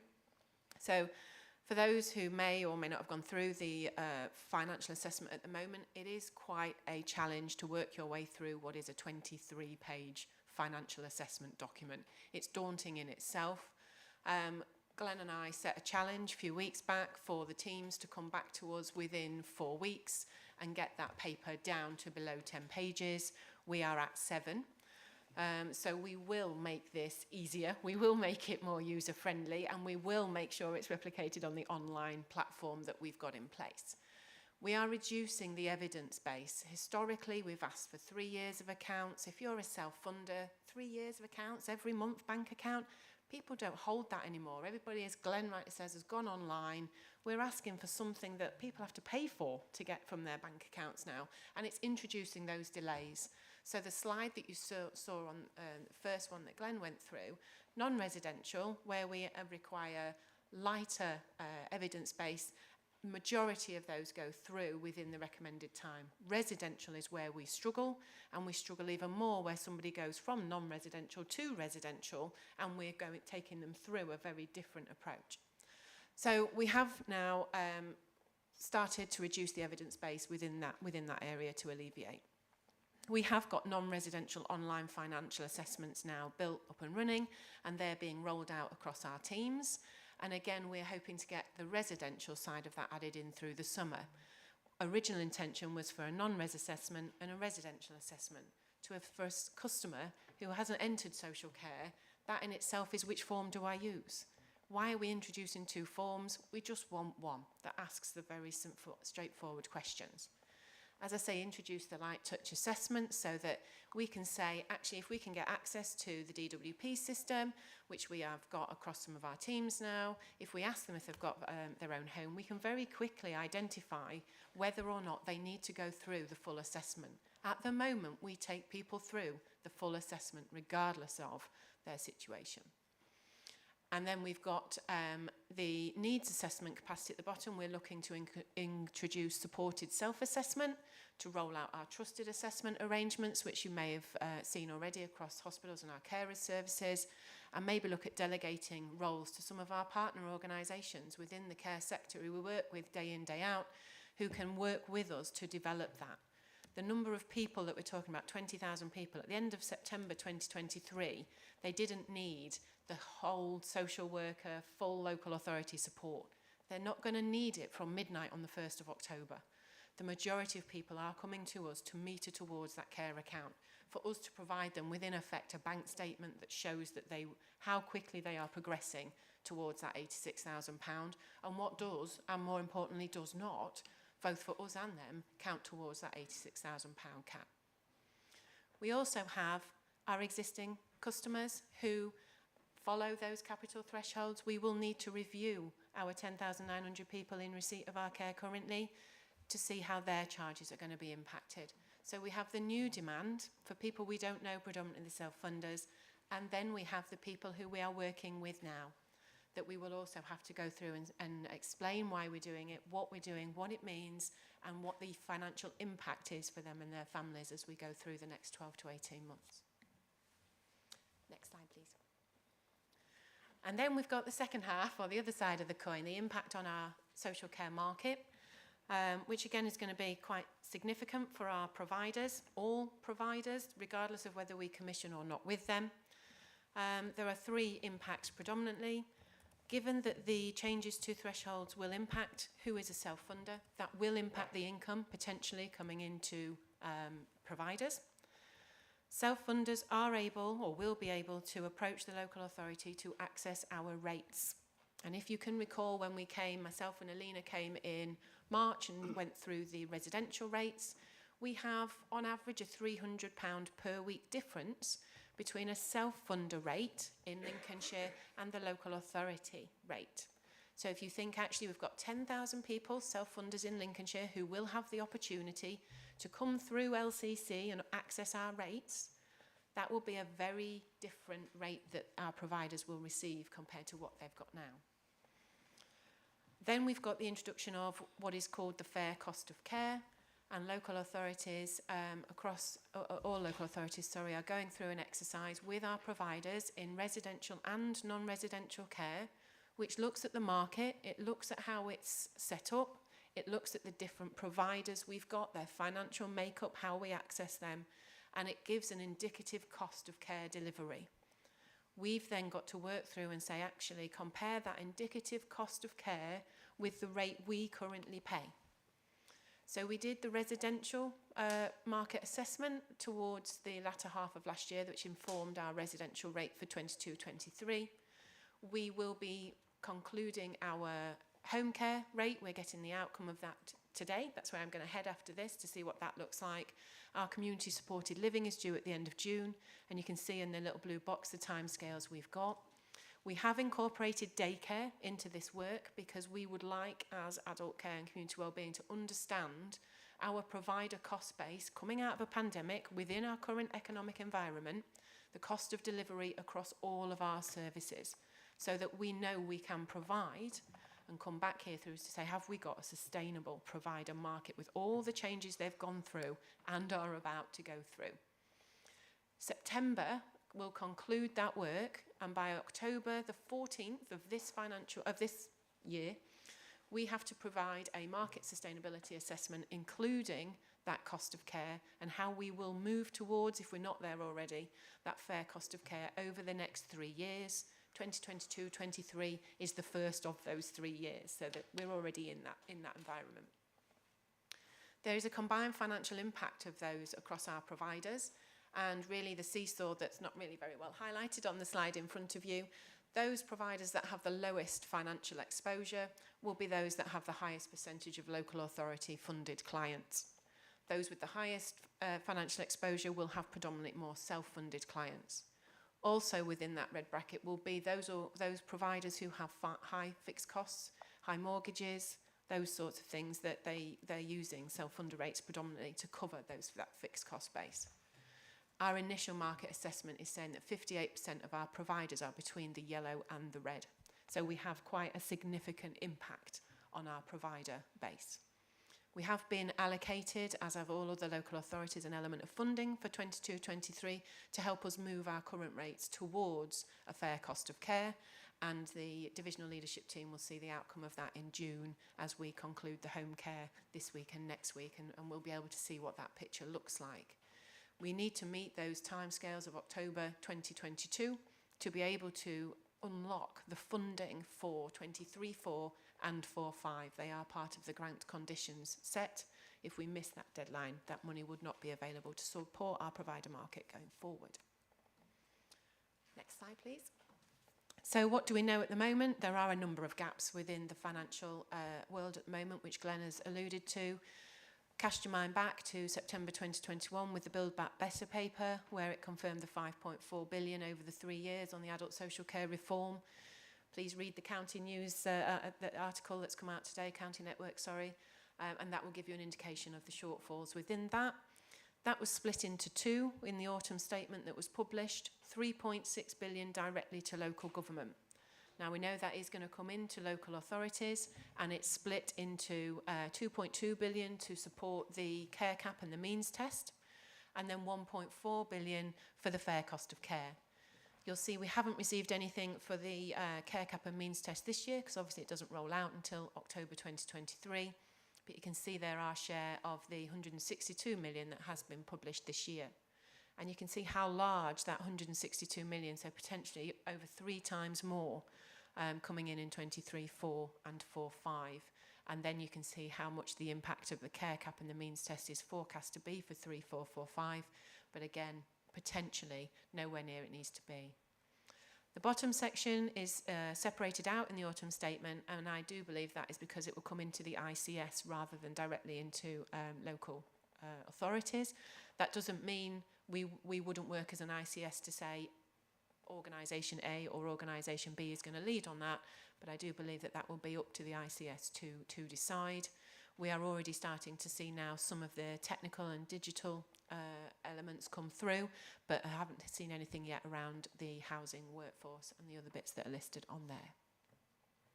Next slide, please. I think, Glenn, did you want to pick this one up? Yes, this is the slide that says don't panic. I should have put that on, shouldn't I? It is scary. There's an awful lot that we have to do, and there's a growing trend, not just in this area, but in other areas as well, where government is basically saying, if you do this by said date, you will get the money. If you don't, you won't. So failure to thrive is a very bad thing. And there are a lot of councils struggling with this at the moment. We have been on this journey for over 2 years. So a number of the things that we have done prior to today has actually helped us be in a better place to respond to the charging reforms. So there are some structural advantages that we have in Lincolnshire, and the fact that we've been on this journey for a while. One of those structural advantages is that we have Linker. We have a social care provider body that can speak on behalf of 370 different organisations plus. And that's been terribly helpful, particularly around the fair rates. It's also true that to say that we have strengthened the corporate structure supporting this work. Pam has the lead role for this now within Finance Directorate. It is cross-cutting, at least within 3 parts of the county council. Finance, my own area, and digital. All of them are engaged in this. And of course we have Serco in the room, because Serco are essentially the delivery vehicle for the financial assessments component. So there's an awful lot of players on this particular landscape. Trying to bring them all together, if we were starting now, would be more difficult. The fact is that we've got a mature set of relationships that we're able to work through. Next slide, please, Emily. So there are a number of things in there that we've got a timeline in to deliver. Digital is absolutely the priority for us, because at the moment our systems are separate, but they do interface, but they're not integrated. So anytime we come across some of our challenges with our customers, we need to look at our Abacus system for charging, our Mosaic system for payments, and our Finance BW, which isn't uncommon in local authorities, but it is something that we are working with our software providers on at the moment. We have commenced a number of forums across local authorities so that we're not going it on our own, so to speak. So Lincolnshire is party to with authorities with Better Care Looking Local to further develop our online assessments and to potentially build the care accounts at the front door, so to speak, of adult social care, so that, again, people can use their electronic solutions if they have access to them to complete those lighter touch assessments. The challenges we've got predominantly for the next quarter are the identification of the self-funders. As you're aware, we are doing the Move to Gross project, so we have a very good idea of the self-funders within the residential environment. We're working with our providers to identify the volumes, numbers, etc. there, but actually it's those that are in receipt of home care, those that are in receipt of community supported living that aren't coming through. Lincolnshire County Council, that we need to work out who they are and how we can best communicate with them and their families, because to date, to be fair, they don't know me from Adam, do they, or anything else. So quite a challenging timeline for us that will evolve as the guidance is published. The guidance was under consultation for the period of March. They haven't yet published the outcome of that consultation. So at the minute, everything that you see in front of us and all the conversations that we're having are caveated with draft to be confirmed, which, thinking, you know, we're only not 2 years away is quite nerve-wracking. We do have, back to Glenn's point about care accounts, there is nervousness within the software providers, rightly so, that the time it takes to develop a new piece of software on this scale is material. Far longer, actually, than October 2023. You have a number of local authorities on Mosaic, a number on Abacus, that's potentially challenging for them to create one solution for all local authorities. So what we are doing across our adult care teams, our finance teams, is working through how can we pull the data out of our existing systems and feed them into a care account. What do we believe are those key components that will be on the care account, so that we can at least have something that we can share with our customers so they can understand their charging as we go through in October 2023. And it might be that the conversations have a smoother rollout from October 23. We've got a starting point, and that we develop this then going forward. We are aiming for what I'm calling a soft launch in April 23, so that's to make sure that all of our customers, whether they are existing with us or whether they are the new self-funders, at least know who we are, know how to contact us, and know what to expect in that first year.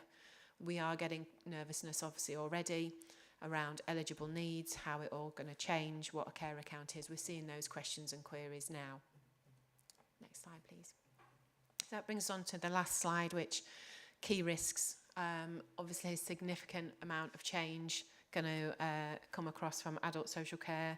The reforms are fundamental whilst emerging from the pandemic and still trying to manage the economic uncertainties that our providers and our families are facing. As Glenn rightly says, we do have foundations in place. Where they are needing to be strengthened, the communication programme, for example, we have a lot of communication programmes in place with our staff, our partner organisations and our customers, but we need to be able to reflect the changes that they're now going to see over the next 2 years. And we'll work with our comms team and our frontline workers to work out the best ways to get those communications out there. It won't be a one-size-fits-all. It will be a lot of different paper-based, electronic-based. Somebody mentioned Facebook, which I'm not even a member of. So all of these sorts of things that I'm sure will be new to us all. And again, things that we've talked throughout this sort of presentation, the capacity, the timescales. And I am the accountant, so we'll always see financial risk, given the level of the unknown, given the challenges we know we've got already within Lincolnshire's market. It is unlikely that the money that we will receive will fully cover the financial cost that we are forecasting at the moment for implementing these reforms. I'm happy to take any questions, or hopefully stunned you all into silence. Excellent. I think that's pretty very good comprehensive summary of everything that's ahead of us, and I think you've got the timelines and risks well mapped out. I suppose in some sense the care account, I mean, if you don't watch it, you end up with however many county councils start trying to invent their own systems, which I think that's a risk. I mean, I use things like Raido for my expenses, and it's amazing how, like you say, you get your phone, you take a photocopy of an invoice, and ding, ding, it's gone off. The other area on the account, I think the care account is actually quite a risky area, because I think you've got several things. What about the guys that don't really pay attention to this, and then suddenly you've got to prove that you spent 80,000 on care costs, and it's like, well, what? You know, I can see that becoming an aggressive stance, isn't it? It's all right those that engage with us from the very start. It's not all right for those that then suddenly expect that they've actually contributed to a care funding and actually going to have to prove it. And I think communication is absolutely essential. and the message has to be really clear and not in a language that really people don't understand. Right, Councillor Mark Whittington, I think you got your hand up. Who else going to have Yeah, thanks, Chairman. I have to say, I mean, like Pam, I'm an accountant, and I've also worked in local government in adult social care finance many years ago, and this scares me. This is the big... I think the most telling comment was Pam's final comment, that the money we receive will not necessarily cover all of the cost. And I think at the moment, for me, the big question is, have we got any indication at the moment as to what that gap is likely to be, and how can we mitigate it? Because I actually feel that these reforms have got the ability to completely undermine local government finance, because I think they're that significant and that profound. So you just have to look at the final slide on the key risks. You know, recruiting extra staff. Well, potentially, if we can't find the staff and we have to get agency people in, that's going to cost. You know, all of those risks there, not just the ones that are specifically badged as finance, will carry a financial risk potentially. And I just, it worries me greatly. I can't put it. It's thing that potentially, I think, will give any local government, accountant, and finance manager sleepless nights. Really. In terms of just some specific questions. I mean, for me, again, one big issue is how we identify all of the current self-funders. Because at the moment, I'm just wondering, because potentially, obviously, they may be in receipt of care from probably the same providers that we use, but they may also be in receipt of care from other providers, maybe even private providers that we don't currently use. And how are we going to identify all of the self-funders in Lincolnshire? Because I just really don't. I think that's going to be a massive, massive challenge. So that'd be one question.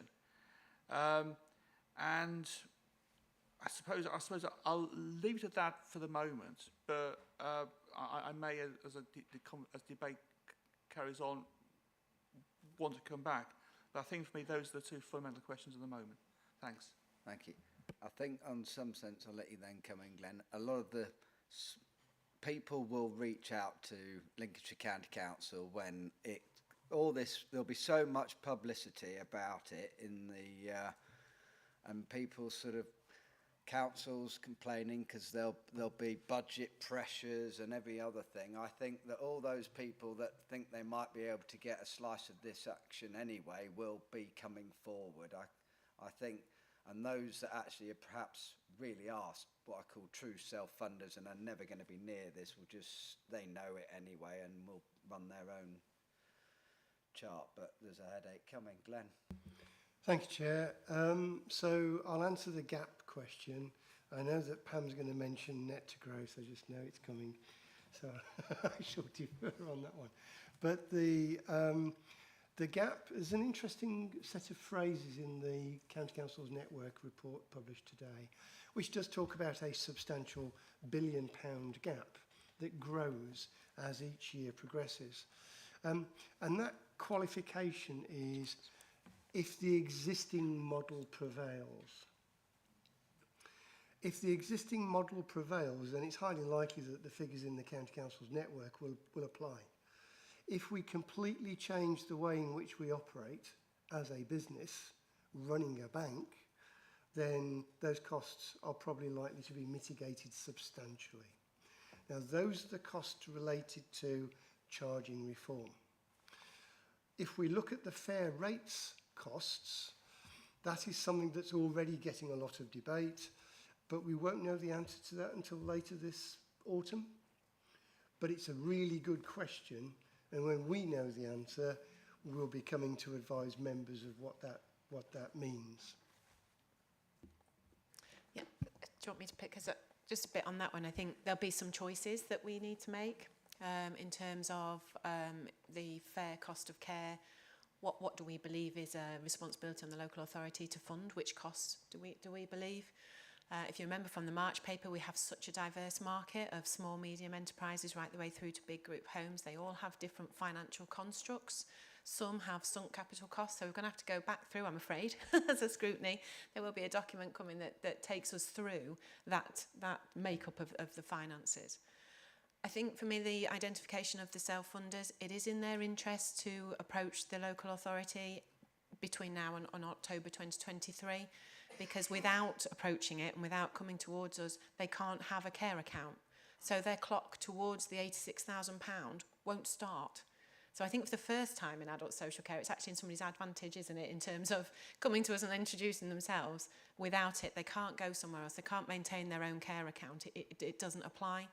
So I think it comes back down to our communications and how we operate. We are going through all of our service users now and making sure we are being very clear with them on how they're funded and until when and why. And we are also looking at setting up a co-production with our customers, their families and people within Lincolnshire to help us ensure we speak plain English. Nobody wants an accountant talking to them in a language they don't really, understand. So we are going to set those up over the coming weeks and months to help that through. But the identification of them will be predominantly reliant upon our comms and them self-identifying with us, I'm afraid. Excellent, thank you. I've got Trevor, then Tracy. Thank you, thank you, Pam. Fairly good analysis in terms of the financial impact on us as authority. What I'm more interested in is the customers and what that financial impact will be on those. Has been any work done on that in terms of what the typical financial impact would be on those placed in residential care or non-residential care, and what is that likely to be? And also, in terms of when we talk about the residential rates, I mean, obviously, people with a care need in Lincolnshire, not everybody's placed in Lincolnshire, so I would imagine there's quite a large number of people placed out of Lincolnshire all over the country. And I would assume a lot higher rates. So what work's been done around those placements, especially when they're, I suppose, above the average placement cost, or possibly bringing them back into county at a cheaper rate, and how difficult is that? I need a longer bit of paper to write all the questions down. So I'll try and answer each one, but please shout if I've forgotten some. In terms of the impact on service users, for our existing service users, they will, where they have assets less than 20,000, they will pay less for their care. We have worked, it is a smaller number from our current service users, so to be fair, on average in Lincolnshire, our assets held by customers are between 25 and 30,000. So we've done a bit of a high-level assessment that says how many people do we believe will be impacted out of our 10,900, and at the moment it's looking below 200 because everybody's already on that means-tested support. In terms of those that are self-funders, really they're thinking 15% will be between the 23 to 100,000, and that comes back to home ownership. I can't really truly answer the question until we understand what they class as hotel costs. So if you remember Glenn's comments earlier around, well, what is it that people are still going to be held responsible to pay for? So we know for third-party top-ups will be excluded from the care cap, so they'll still need to pay for those. We know things like that will not count towards the care cap. So whether that people may choose to very differently operate. One of the conversations we're having with our practitioners, which is going to need how we approach this very differently. If you think really at the moment, self-funders who haven't come to the local authority, they choose what they want to spend their money on. They might decide that they need 30 hours of home care a week. They might decide that they want to do all these different activities. Coming through the local authority, that wouldn't fall within our current eligible needs assessment. So again, where they choose to continue to do those activities, because they're over and above a local authority needs assessment, they will not count towards the cap and they will continue to be eligible for those costs. And these are some very difficult conversations with people at the moment who've seen the headlines, and people pay less for their care and you can approach the local authority, and you then have these conversations as financial assessment officers or as your frontline social workers, and that's where we're going to see some of those increasing complaints. We're going to see some of that increased confusion. So what we're trying to do at the moment is make it as easy as we can. We've gone through with all of our teams to say these are our existing service users and this is how they're funded, and we're approaching them on a risk-based approach. Those that will be impacted because the thresholds change, those that will be impacted because they're likely to go from short-term care either back home or into residential care, those will be impacted again. So we're sort of risk assessing the people that we will talk to first. Those are the people that we want to make sure are comfortable, they understand and know what's going to happen to them between April and October. Those that are continuous to be means tested, we will work with them and communicate with them, but actually the impact for them is going to be minimal. It is then those identification of self-funders. And there will still be people who don't want to come to the local authority. There will still be people that just don't want the, sorry to say, stigma attached to coming to a local authority for social care support. And that is their choice. But obviously they won't be able to meter towards the cap and they will continue to pay those higher rates with providers. So it is a bit of a mix at the moment. The work programme that we've got in between now and April 2023 will help identify who we need to be speaking to, primarily because they're impacted the most, and the identification of those self-funders, whilst we're running alongside that the impact on the providers, and then ultimately bringing it together so we can make a recommendation into the council of both the impact on service users, the impact on our budgets, and the impact on the sustainability of our market over the next 2 to 3 years in particular. And those papers will come guided by yourselves and Glenn through this scrutiny committee in this financial year. Thank you. Okay, Tracy, and then Karen. Thank you. One of them you've answered already actually during that. I wasn't sure if the cap started kind of now or included anything they'd already paid, so I know that it's now going on. On page 43, you've got the breakdown of the two different lots of money, and obviously the second bit is definitely for the fairer cost of care. The top section, is that for basically the extra administration and all of that, or what? Because that seemed a lot for that bit, so what can it go on? So that the top bit is the introduction of the care cap and the impact of people changing the capital thresholds. So, for example, if you are no longer self-funding between the 23 to 100,000, you'll be means tested, which means the local authority will now pay a contribution towards your care, which we haven't done before because you were fully self-funding. Likewise, for people between 14 and 20, you've got the impact on how much we will contribute as a local authority as well as the individual. So that will be covered there. The care cap, and the reason why you see slightly different values for the 2 years is because on average, if you think 86,000, you will hit the care cap first if you're in residential care.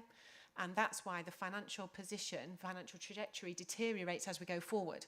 Because from the 1st of October, the further away you are from the 1st of October, the closer people are going to get to reaching that care cap. When that happens, the local authority will be responsible again for a greater portion of that care. Those elements are what's covered in that one. There is now conversations, and we're expecting, well, they said spring. Are we still in spring? Maybe early summer it moved to. They are going to, they're in discussions now around the implementation costs for local authorities, the recognition of software, digital developments, the actual preparation needed for care accounts will have infrastructure costs associated with that, and we are awaiting a conclusion of that conversation around additional funding to be made available within this financial year for that. Fab, thank you. And then, sorry, following on from that, the waiting times that it mentions, obviously they're going to increase on page 42. That's not going to, I guess I'm just really kind of asking for assurances that that's not going to affect anybody's care, and at the end of the day there will be a bit of a triage situation that, yes, that one's going to be really close to the cap, they need to know what this is costing them, so they're going to be a priority to organise first. And finally, the assessments that we do currently, that is quite in-depth, I think is fair to say, and glad to hear it's changing. How does that compare to other local authorities? And then that's it. Okay, so yes, we are quite in-depth in terms of our existing financial assessments, and it's one of the reasons we've set up the local authority forums, and one in particular that the first one of those was yesterday, and it's really interesting to see how other local authorities do it, and it's that balance between making sure we are applying all the things in the Care Act, which is our duty to do, to secure the income into the council as well, but also making sure that we see the person as a person and not a transaction. And you've heard Glenn and I refer to that several times when we talk about the move to gross and some of the other documents you'll see coming through the committee and wider council over this financial year.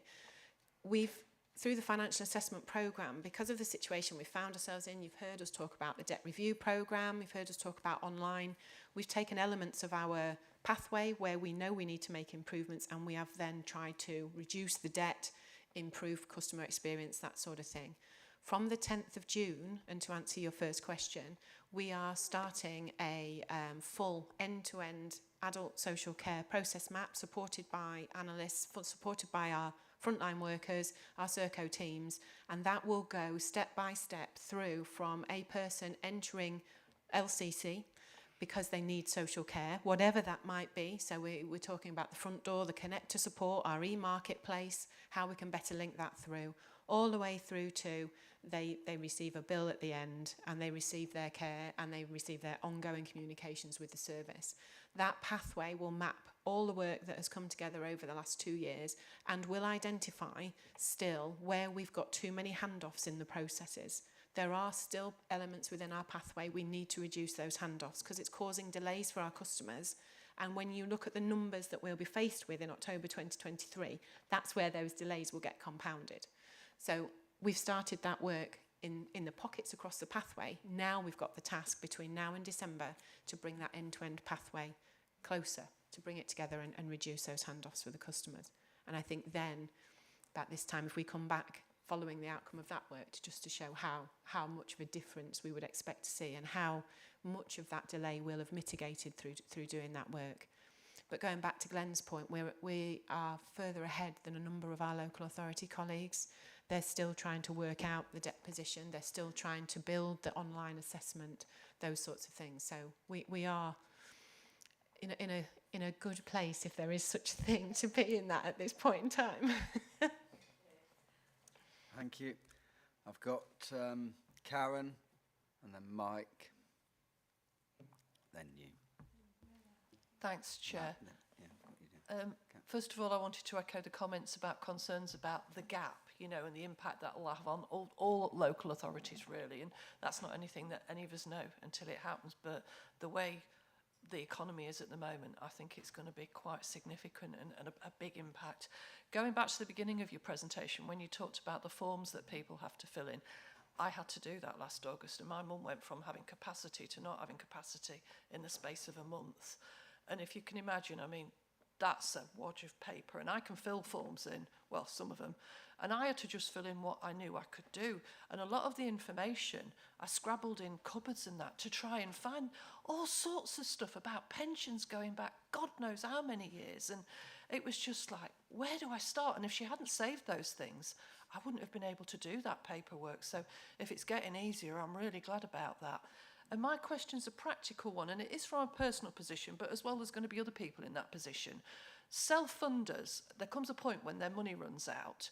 How will people who are self-funding know who to go to, where to go to find out when they have got to start paying less, if that's a double negative? Do you see what I mean? Sort of to clarify the financial position. How will you get that information out there? Yeah, I understand that. So there is a responsibility within the new guidance coming out that we have to notify self-funders 12 months prior to them reaching the cap of exactly that, and we have to work with them for a smooth transition. What we've done in our, I'll call draft care accounts, there is a section at the bottom of that, because our draft care accounts show this is how much you've paid towards your cap at the moment, therefore you've got X amount of months left before you reach it. Also at the bottom there are some sort of headlines to make them aware. So for example, if they're making choices now as they enter residential care that they would like, I am going to talk a bit flippantly, but room with a view where they're paying more for, which when they hit the cap becomes their responsibility, we've put that on the care account. So if you think when you get your credit card statement, you very clearly know what your interest is, and when maybe your 0% interest runs out, you know, those sorts of headline bits at the bottom, they're on the bottom of our draft care account, because we're working with our supplier to create what a good care account looks like. So those are the sorts of key messages, without overwhelming anybody, just 2 or 3 of please be aware if you make this decision, this happens. And also then our generic contact email address and phone number for anybody who has any queries whatsoever will be on the bottom of every care account. So just going back, each person will have like an allocated person that they're joined up with, each resident will. And going back to your point about the room with a view, the one that my mum's in, there's a £300 difference between a week between the room with a view and actually what the local authority pays. So it can be really significant, the difference. Oh yeah, 300 is on the lower end, but yeah, everybody will have a care account. Can't guarantee everybody will have an individual person's name to go to, because obviously if staff changes, that causes us some problems.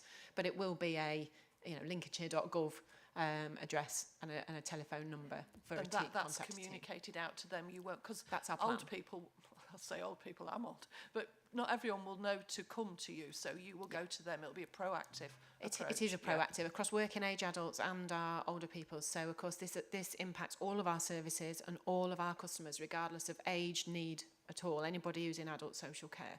So it will be the same regardless. I don't think people know how complex it is until you get into it. I really don't. No, I don't think I do. They'll soon learn, I think, is the answer. Mike? Thank you very much, Chairman.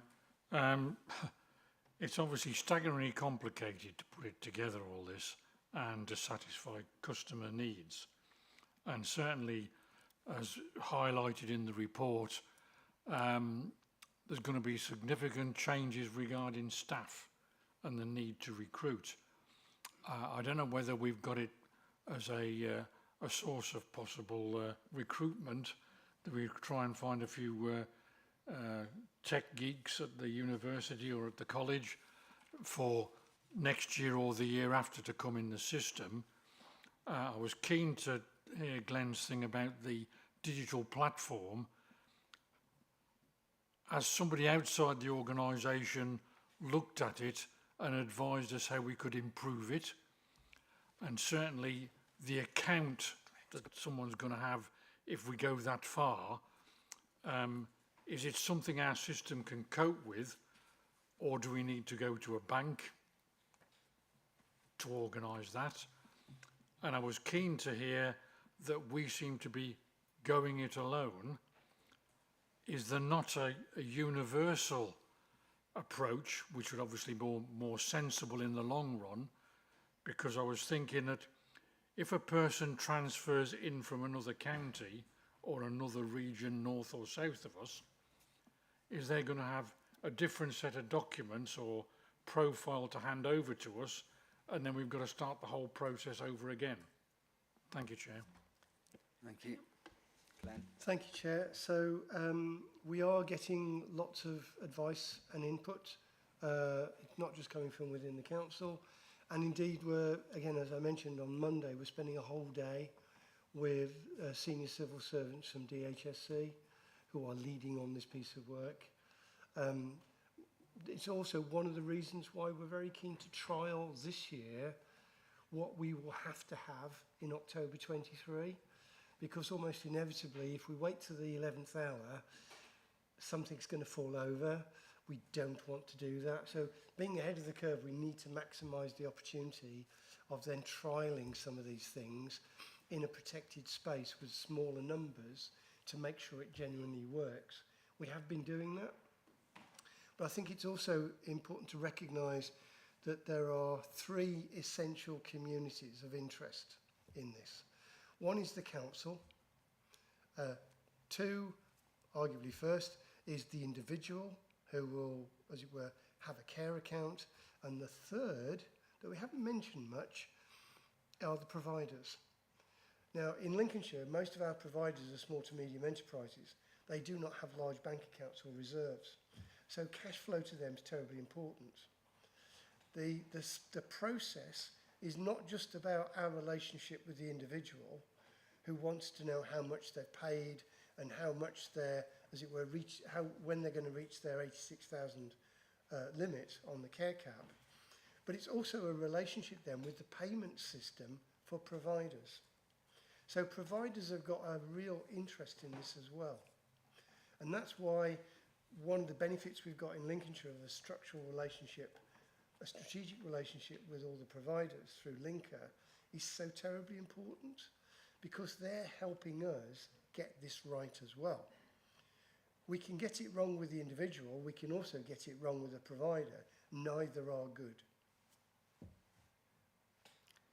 Excellent, thank you. Okay, Jackie? Thank you, Chairman. I'm not normally on this committee, so there are a couple of gaps in my knowledge. So could I just ask you to clarify 2 points for me before I ask my question, please? So this 86K, does that only start ticking when the LA becomes involved?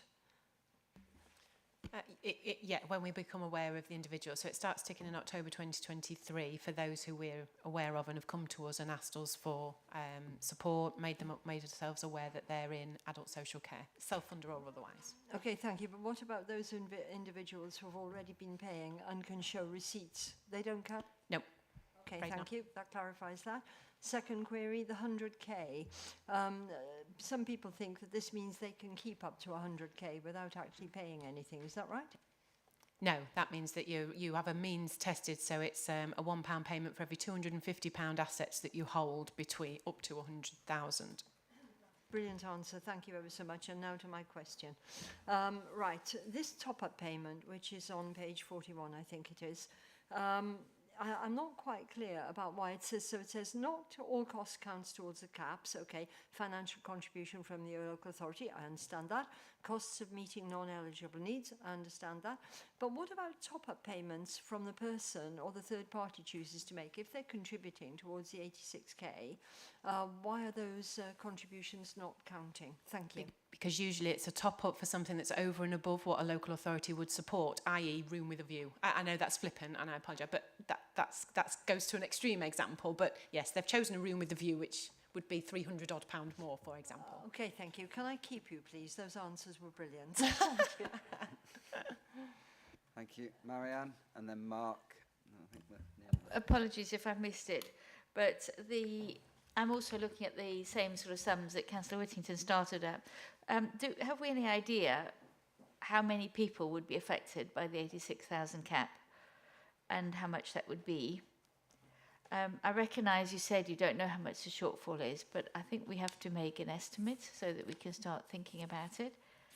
And if you don't take the 3-year capital, which you said or the 3-year accounts rather, because I understood that was a way of making sure that if somebody thought they were going to want care in the next year or two, they quickly got rid of all their assets. And in the past, I've found that our council does not allow them to do that. So if they've just given away their house to their offspring, say, we don't say, well, in that case, we'll pay for it now. So that was why I understood why we used to take the 3-year accounts. So if we're not doing that, how do we get around that issue? Thank you. So the first one, which was how many people will be impacted by the 86,000, well, the 20,000 people will be impacted by the 86,000 care cap. The account starts to be metered towards that from October 2023. How quickly they get towards that will depend on how much care they have, what services they need. The higher the service user contribution, the quicker they will get to the £86,000 care cap, and when they get to that £86,000 care cap, there are then things that the local authority support would kick in for and things that they would need to continue to pay, e.g. top-ups or services that don't meet the eligible needs criteria. It is estimated on average it will take 3 years in the main for people to get to reach their cap. So in October 23, we wouldn't expect, to be fair, a majority of people to reach their cap until 2026 onwards. So Not reset every year, it's an ongoing one. It's ongoing. Yes, it's an ongoing. And it may change. It may increase with inflation. So it may be 86,000 in 2023. It may be £86,100 in 23-24. So that will potentially change each year. But it is an ongoing cap, which is why I refer to it a bit like a credit card statement. It just continually runs until you pay it off, doesn't it? Unfortunately. But yes, that's a continuous one. In terms of the level of evidence, it all comes down to individual cases, really. And when a family know somebody is coming into care or is going to need care, if we then see that as soon as they are likely to need social care, they suddenly transfer all of the assets, we do have a process that we would go through with the family to see whether that has been done aligned with the Care Act and aligned with the policy. That doesn't really count on whether it's 3 years, 4 years, 5 years of evidence that we ask for. It's now taken through, and our frontline workers work with the family to understand why that happened. You are allowed to make gifts, you know, all those sorts of things. It depends on values and circumstances. So the level of evidence wouldn't change the current approach the council takes towards working with the families on that. Thank you. Thank you, Mark. And then I think we'll... Yeah, thanks. Just one technical question, Pam, and then something else. So, post-cap, £86,000. People who are previously at the moment self-funders, they have no upper cap limit. So, in effect, they pay what? They currently pay until their resources run out. And if they are still alive at that point, we step in. Yeah. With the cap now at £86,000, potentially a lot of self-funders are going to potentially could hit that earlier than previously. If they've been paying for themselves as self-funders a higher level of care, in effect they've been paying for the extras over the Lincolnshire needs assessment. Once we then become liable for them, presumably we would have to turn around to them and say, actually, you've paid for this extra input, this extra stuff. That's now in excess of our needs assessment, so we can't fund it. So you will then have to accept a lower level of, well, not a lower level of care, but or pay for it. You will go back to the standard level of care, and it'll be the extras that you won't be able to then pay.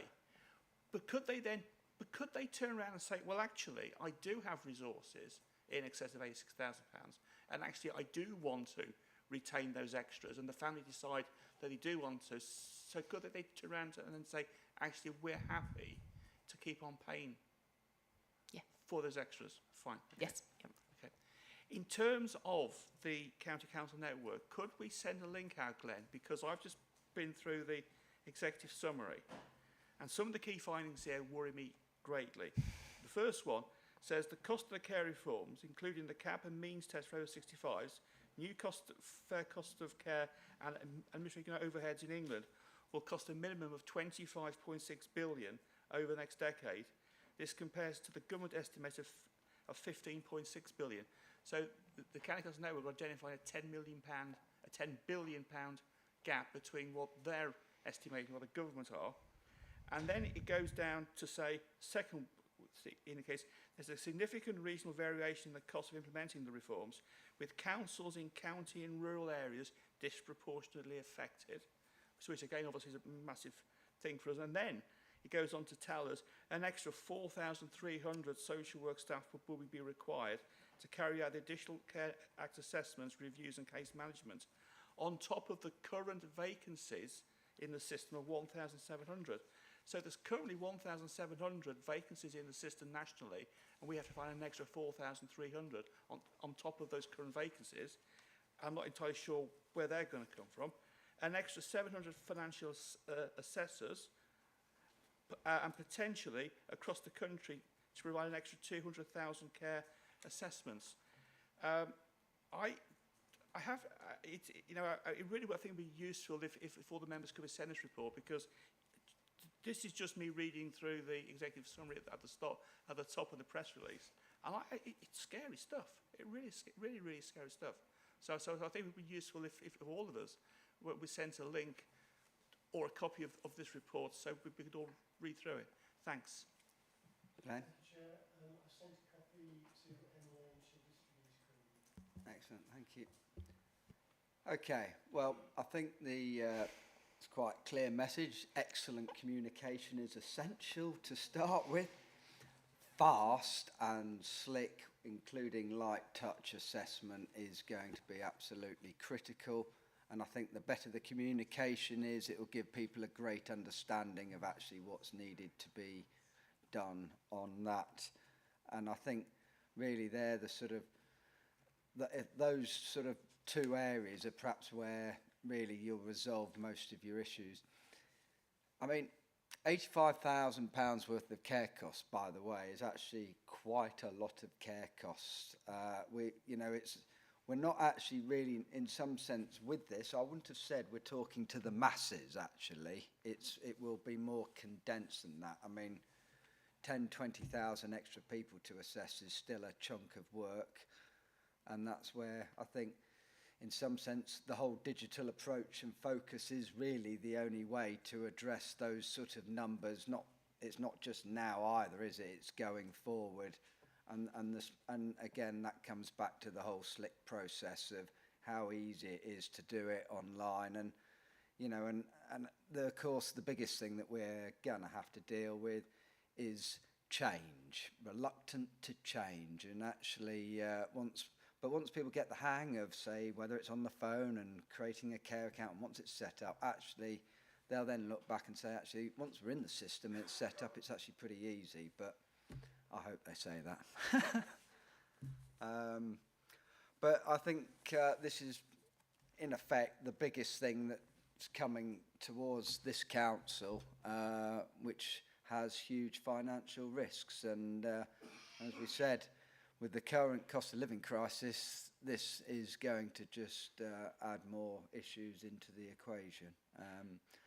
But the key thing is to be, like we said, up and ready with our pilot schemes, testing, and working it through. So, but very good, clear understanding, and we'll no doubt be hearing more about it. I think the next piece that needs to come back here is really when the government does release that extra information about really what is a true care costs, the breakdown of that sort of 80,000, and then at least once we get that, then it'll be able to start to escalate and put a game plan much more together. Mike? Thank you, Chairman. I was wondering, with your pilot, whether in 6 months, 9 months' time, we could have an update as to how it's functioning and if there's any hiccups in the system. Yeah.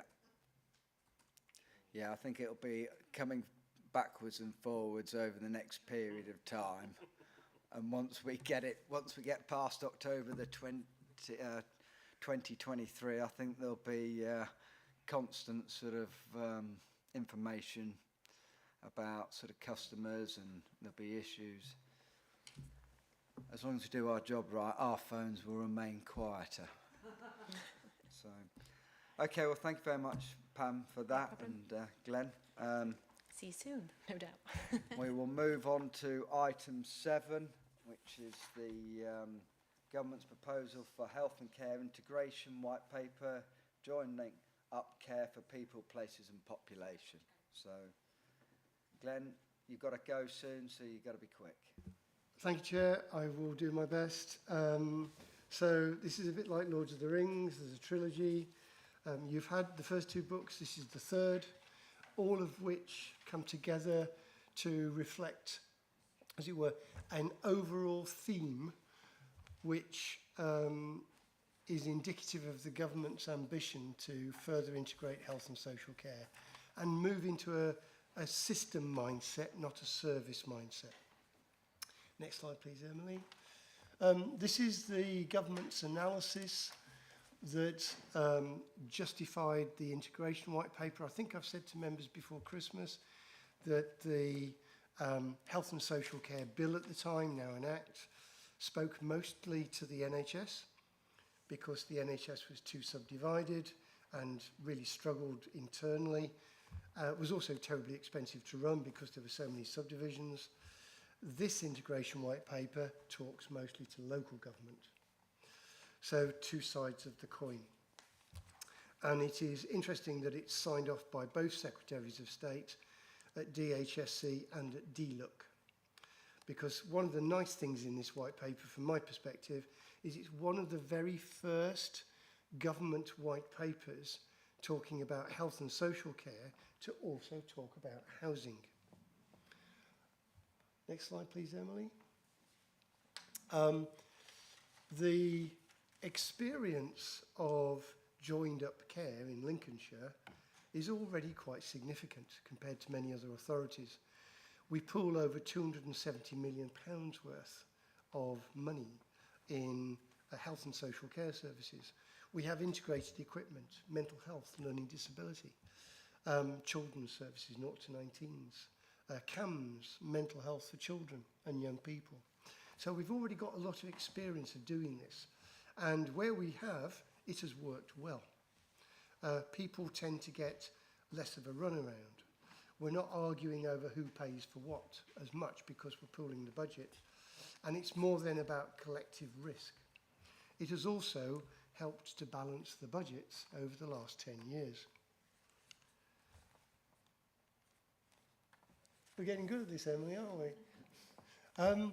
So there are a number of expectations to further encourage local systems to integrate further. Some of this reflects what is a new priority for integrated care partnerships that does not currently sit with health and wellbeing boards, and that is to reduce inequalities. So one of the 4 priorities for an integrated care system, in our case an integrated care partnership, is that it will address inequalities.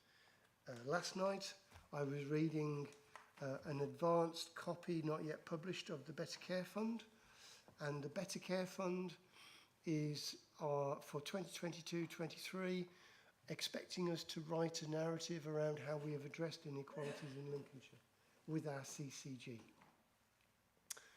It's not yet an ICB, Integrated Care Board, it is still a CCG, but within the space of 6 weeks it will become an ICB. And I apologise for the number of acronyms, but for the time being, it's working both imperial and decimal at the same time.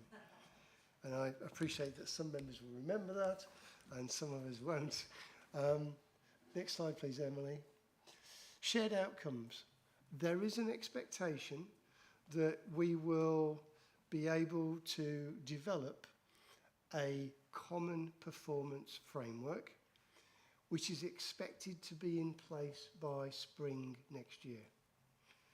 So this will be set nationally, and it is expected that the Better Care Fund, which we are familiar with, will be tailored to deliver this white paper. So when the white paper becomes an act, and it is expected that it will later this summer, early autumn, the Better Care Fund will be reshaped to deliver against the expectations in this paper. That makes the Better Care Fund that much more important. One, because it will grow in scale. 270 million is one of the top 5 in the country. But let's say we get to 4 or 5 or 600 million, which is more than the County Council has within its total budget. We do not yet have any joint commissioning structure apart from children's. We do not have a joint procurement unit. We do not have any joint senior officers. You can begin to see where the future might go in Lincolnshire at the moment where we have not yet chosen to tread. There is an expectation that the nature of leadership in health and care will change, and it is quite clear already that systems that thrive are systems that get on well together. Systems that don't go backwards and don't thrive and end up with government intervention, which isn't a good place to be. Think Rochdale, think Northamptonshire, and there are others, Swindon before then. And the nature of leadership is changing. Those who can work the relationships are the ones who will thrive in the future. Those who fight their corners and never are prepared to accommodate or, as it were, compromise will not succeed. And it is interesting that the Mayor of Greater Manchester has chosen to recruit a senior team based on a set of psychometrics now rather than their skill set. So their professional backgrounds. Profession is less important than what you bring to the table as a person. And that's a very interesting dynamic. It's beginning to become commonplace elsewhere. It is one of the reasons why the CCG, in becoming an ICB, has been looking at the disposition of those individuals who will become non-exec directors and chairs. Are they good at working across partnerships? because partnership working is critical. Accountability, there's an awful lot of expectations coming down the track, and as we've heard, the council will not receive the money it's due if we do not implement the charging reforms well enough, or the fair rates work isn't up to standard. In the same way, the Better Care Fund draft report from government says that unless you perform against our expectations, you will not get the money. So the carrot and stick arrangement is shifting more to the stick in light of ministers' experience of working with local government over the last 2.5 years. Finance, as I've indicated, the Better Care Fund is likely to be used as the delivery vehicle. What's interesting, though, is that the current requirements to construct Section 75s, which are our legal documents that pull budgets, is expected to become much, much simpler. One of the first Section 75s that we signed off here in Lincolnshire some 9 years ago was over 110 pages. One Section 75. And a Section 75 might talk to a couple of £100,000. Well, you can pay that in legal fees, creating a 120-page document almost. So the expectation is that the paper chase will get simpler. And later this year, members will receive a report on another example of a Section 75, which seeks to pool budgets with our NHS colleagues. There will be more. Over the coming 2 years, you will start to see more and more coming our way. Each will have to have their own business case, though, because this isn't a blanket, this is the best thing to do, irrespective. Each will have their own business case. One of the really interesting things in the integration white paper is the expectations that government is making around shared care records. So we've got data on over 32,000 people. The NHS has got data on over 750,000. We're going to have to, over the next 2 to 3 years, create a data share record that is held by the individual. So all of us, if we have a health record, which we do, we'll have that individual health record. For those of us getting social care support, it will be an integrated record. And we will be working with the data protection arrangements to make sure that all due processes are followed, but it has to be reasonably easy to understand, and it has to be reasonably easy to navigate. This is a very big step. This slide alone is significant. We are already sharing data. We already have some examples of shared care records in Lincolnshire, if we think about mental health services. But we do not have them for everybody. So it's another big step for the council. So digital transformation is currently underway.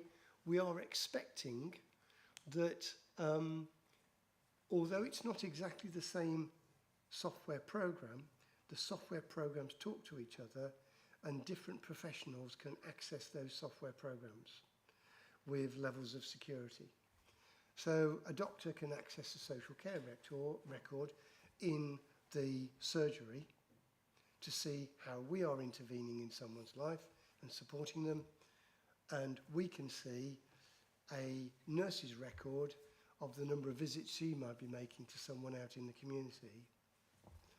In time, we will begin to understand a new world of performance that we currently do not. And this will drive change in terms of how we understand the world and the kind of questions we need to ask to get to intelligent investments.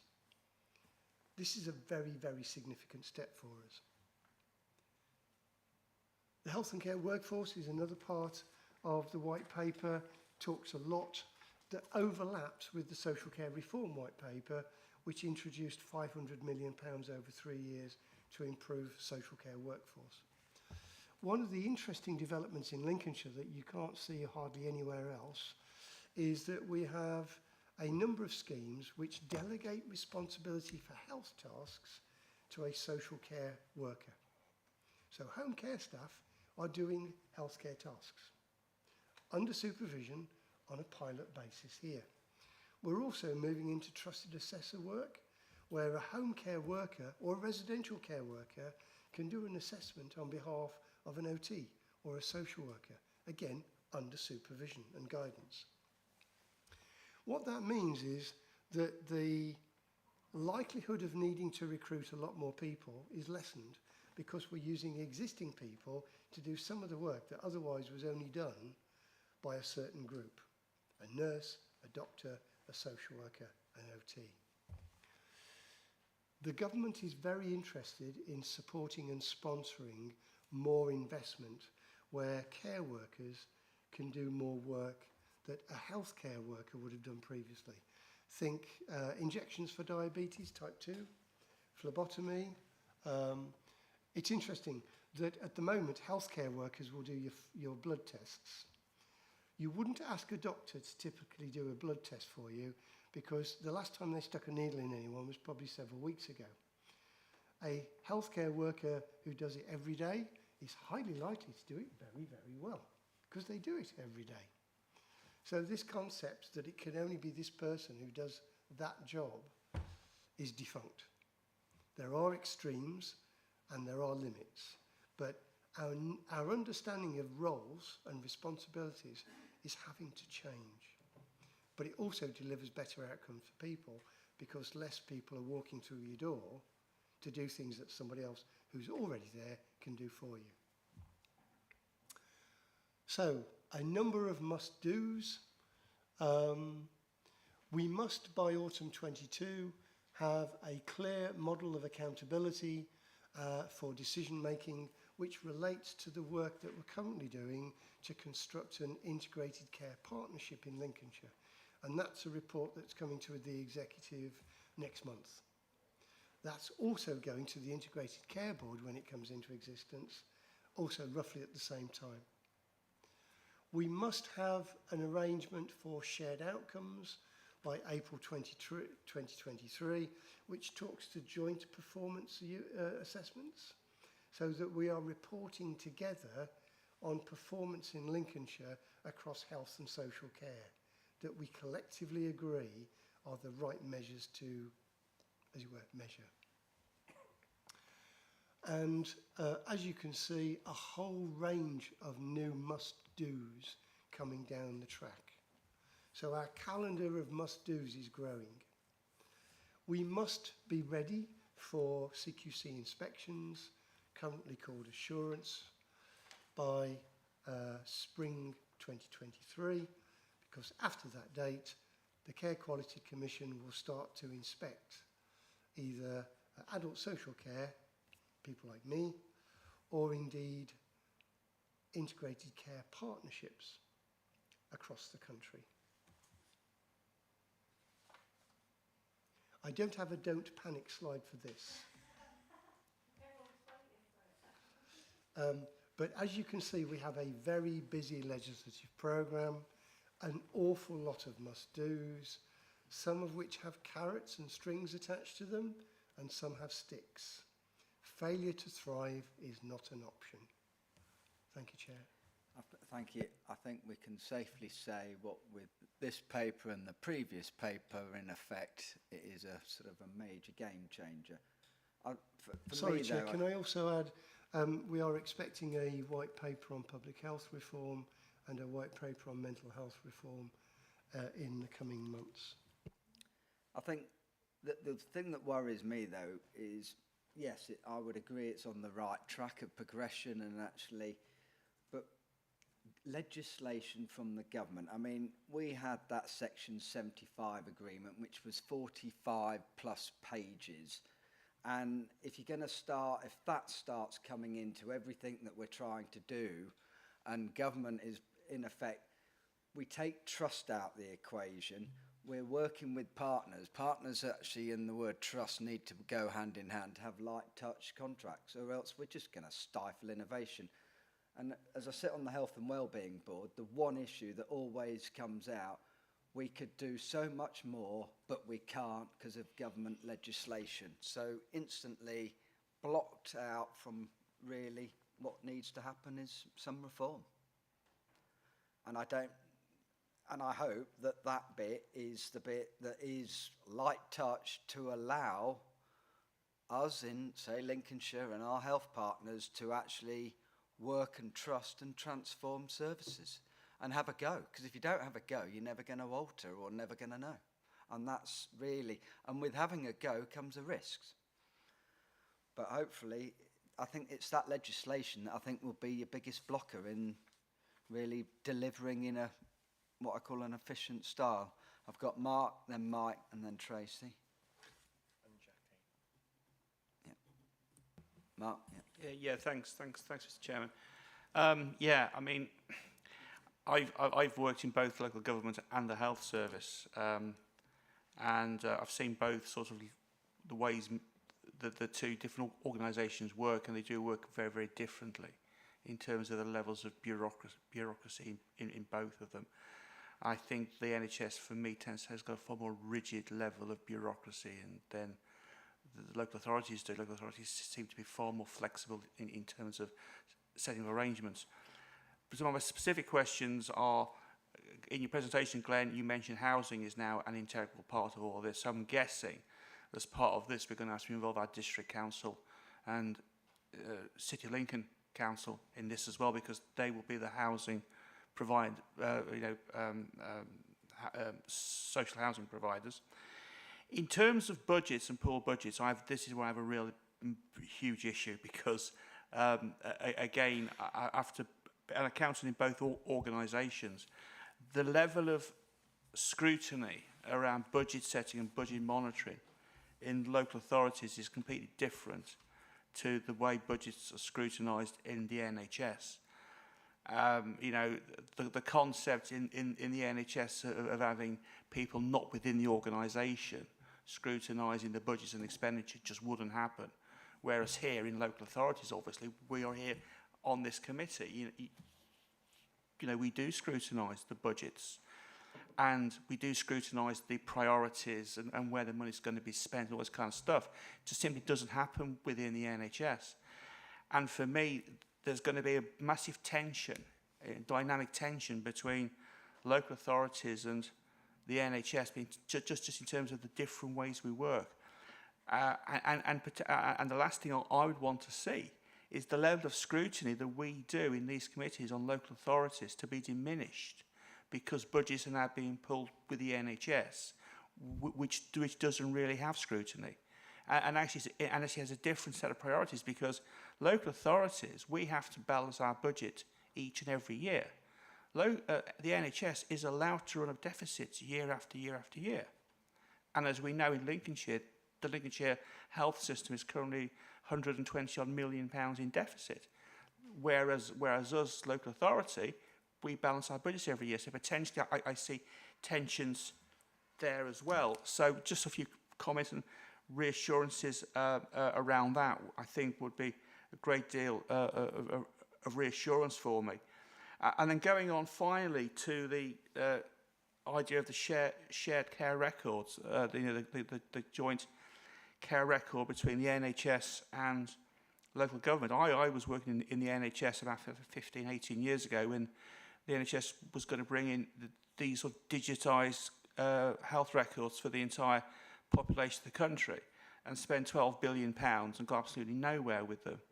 Now hopefully technology in the 15 years since then has improved, but potentially I see huge risks with that. And previously, when an attempt was made to do this by the NHS, it failed spectacularly. So again, Glenn, a few comments around that, and do you think that it is likely, and what potential risks are associated? I have to say, these reforms do give me a great deal of concern, because of my opening comments. That local authorities in the NHS do things differently. We have different levels of scrutiny, we have different levels of bureaucracy, we have different ways of doing things. And you mentioned building relationships being key. This is like putting oil and water together, in my opinion. Thank you. Just before you come back on Mark's comments, just add in there, the NHS currently has personal budgets. Do they link into, in effect, will they link into our adult social care accounts forming part of the 85,000, whatever it is? Thank you, Chair. Leave that one with you.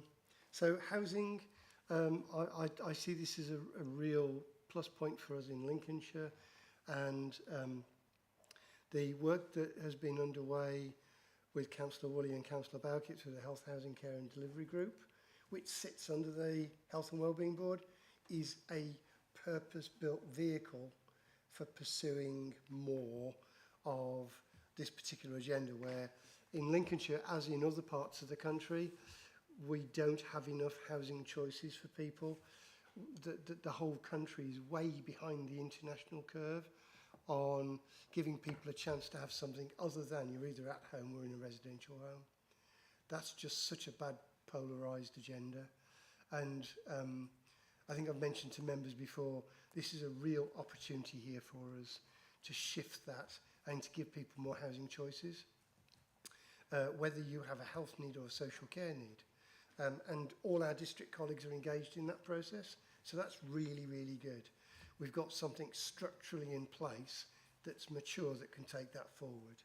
And there is money attached to this that we might be able to benefit from through government additional monies that were first mentioned in the Social Care Reform White Paper. In terms of, we do things differently, yes we do. There is currently a paper that I've been drafting with colleagues in finance that picks up the procurement regulation changes in the NHS that were published last week. This was something that came through the Health and Social Care Act, which allows the NHS to ignore normal procurement rules within local government. So we're currently working through what that means for us. But as it's law, it's inescapable. We've just got to manage it as well as we can. But it also presents opportunities because it gives us more flexibility to avoid, frankly, a overly bureaucratic process to something where there is a very self-evident provider. So that's a good thing because it becomes more proportionate, but those regulatory changes don't apply to local government. They only apply to the NHS. So one of the conversations that the council will have to have is, when is it better for the NHS to procure something than the council in a pooled budget arrangement? Because each of us have different regulations about procurement. And that will be a conversation that we'll have to get to in time. In terms of familiarity with pooled arrangements, which help us become more assured that pooling is a good thing. To date, all of the pooled arrangements have been successful and at scale. That might be, the cynic would argue, because the council is the one who tends to be the one who buys the services on behalf of the NHS. But never mind, the thing is they have been successful and we've got some experience of what it can do and how it can work and how it can avoid the problems of two different systems working, as it were, not collaboratively, but in conflict. Digital evolution, yes. The reputation for the NHS, and these aren't my words, is not glowing when it comes to digital investments. Having said that, if this is developed and is developing locally in Lincolnshire, we're already getting to a space where we've got shared care records. I've mentioned learning disability and mental health. That is likely to grow. If it grows locally, it's more likely to be successful than if it's a top-down, big bang approach, which is terribly expensive and doesn't always lead to a good outcome. Personal budgets. The NHS 6 years ago had a plan to create 230,000 personal health budgets. To date, I think it's got about 10 or 15 nationally. It went off the boil, and since COVID, of course, it's just completely stopped. The integration white paper wants to rejuvenate personal health budgets. The conversations that we've had in Lincolnshire is, well, if you're a person getting a direct payment, a social care budget, and you're going to get a personal health budget as well, surely you just want one account. That is the conversation we're currently having, which says the individual would have one account. There would be one process for, as it were, applying for that. In learning disability and mental health, that's a realistic possibility because it's a pool budget already. If you're an older person wanting an integrated account, that's more difficult because we don't have pool budgets in that space. Okay. Be quick though, Mark.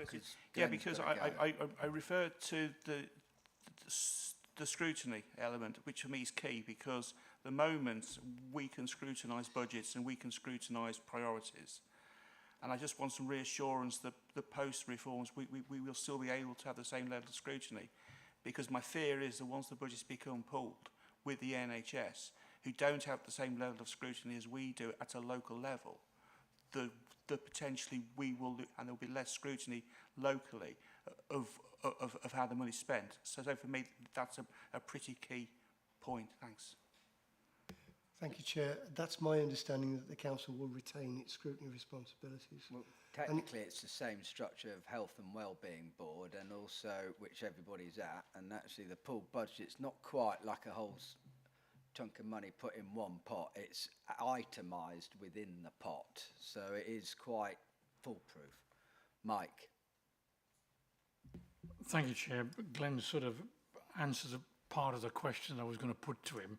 It was about digital transformation and the fact that the system could overload, but if you're saying it's being put together on a local level, would we be assured that we won't have any faux pas going forward? This is stretching my knowledge of some of the tech, but in essence, the approach that we're taking is that the existing systems have the capacity to talk to each other. That's good enough, because then it's just about access rights. If we look to one big system to do everything, which has been in the past an intention by National Health Service Executive, that gets very expensive and it rarely delivers. So it's increasingly more about separate systems being able to communicate and individuals be able to share data because they've got access rights. And if you do it that way, it's far less expensive and you can manage the access easier because you've got a list of people who've got access rights and those who don't because of the nature of their jobs. But it also allows us to engage with the public, with the individual whose record it is, to say, if you've got a shared record, the default is this person and this person have access. Are you okay with that? And that's the kind of conversation we're going to need to get to, although it probably won't be us doing that having that conversation, probably over the next 2 to 3 years. But it does reflect a very different future, and also reflects, I think, a current government intention to reshape public services. Right, thank you very much. I'll talk quicker than normal. Love this. Fully feel in safe hands with Glenn and his team doing it, and I think it's a whole wealth of opportunities, and I think it's good that it's happening here up rather than the other way. Forgive me for not remembering everything that the Better Care Fund actually supports at the minute. Is there anything that it funds project-wise or anything right now that we may lose or have to find the money for elsewhere to fund, because the Better Care Fund will end up funding everything in this? And that's it. Thank you, Chair. I expect the Better Care Fund will grow significantly over the coming years. As always, the amount of funding that we get for, should we say, just pure social care, is negotiated. We've been very successful over the years. BCF came in 6 years ago, and we have benefited from that arrangement. The development of a new health system, stronger voices within the health world, may impact upon our ability to, as it were, get as much as we did. There are some stipulations that the government says, so the conditions around the Better Care Fund are still there. The expected metrics that the Better Care Fund asks of us are still there. We're currently reading through the latest guidance that came out yesterday. We'll be briefing members in due course on that. But at the moment, I'm reasonably comfortable with where we sit. I don't think anything's at risk at the moment. But this is a post-COVID world. The COVID tail is just as challenging in health as it is in social care. Some of the behaviours that we've seen in dealing with the pressure in the acute are ones I wouldn't want to see long term. I don't know what the future holds.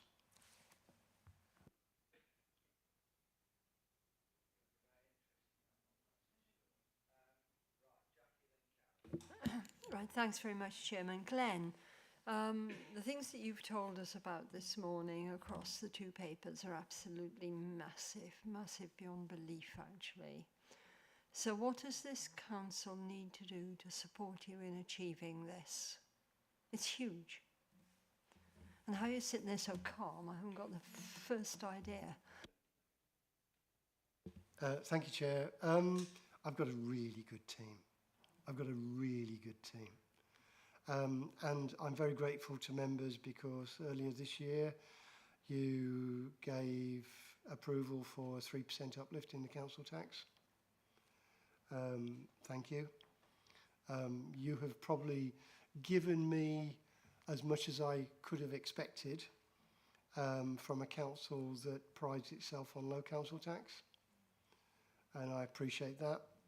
I think the challenge for us all is that this isn't just me or my team. It's a council endeavour. Pam was here today to talk about the financing. Pam's a colleague in the Finance Directorate. If we operate this as a council, we've got a fighting chance of coming out of this smiling. If we leave it in one corner of the council to get on with it, we will struggle. Our district council colleagues have got a contribution to make. And that's particularly around housing, but it's not just housing. It's also about what they do with local communities and community groups, as we've talked about earlier. This is a system endeavour. If we see it as common purpose, then fine. If we isolate it into one space, then you'd be worried. I worry about some of my colleagues a lot elsewhere.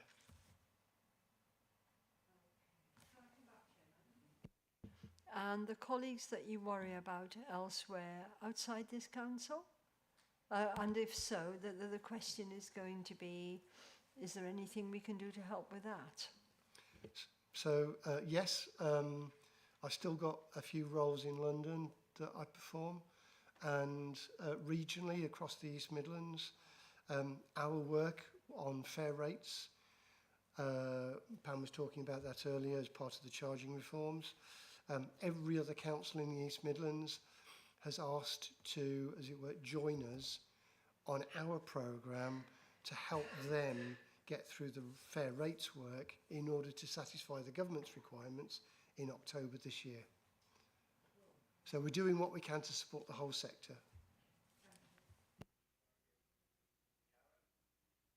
Thanks, Chair. I'll try and be brief. I read this with a lot of interest, and I think it is the only way forward for health and social care, that this joined up approach, because we've got to deliver efficiencies to save the money. I get totally what Mark says about oil and water and who's going to bear the biggest financial cost of it, but I honestly think that the efficiencies that it could deliver would actually really help the NHS, you know, and ultimately that should help us all.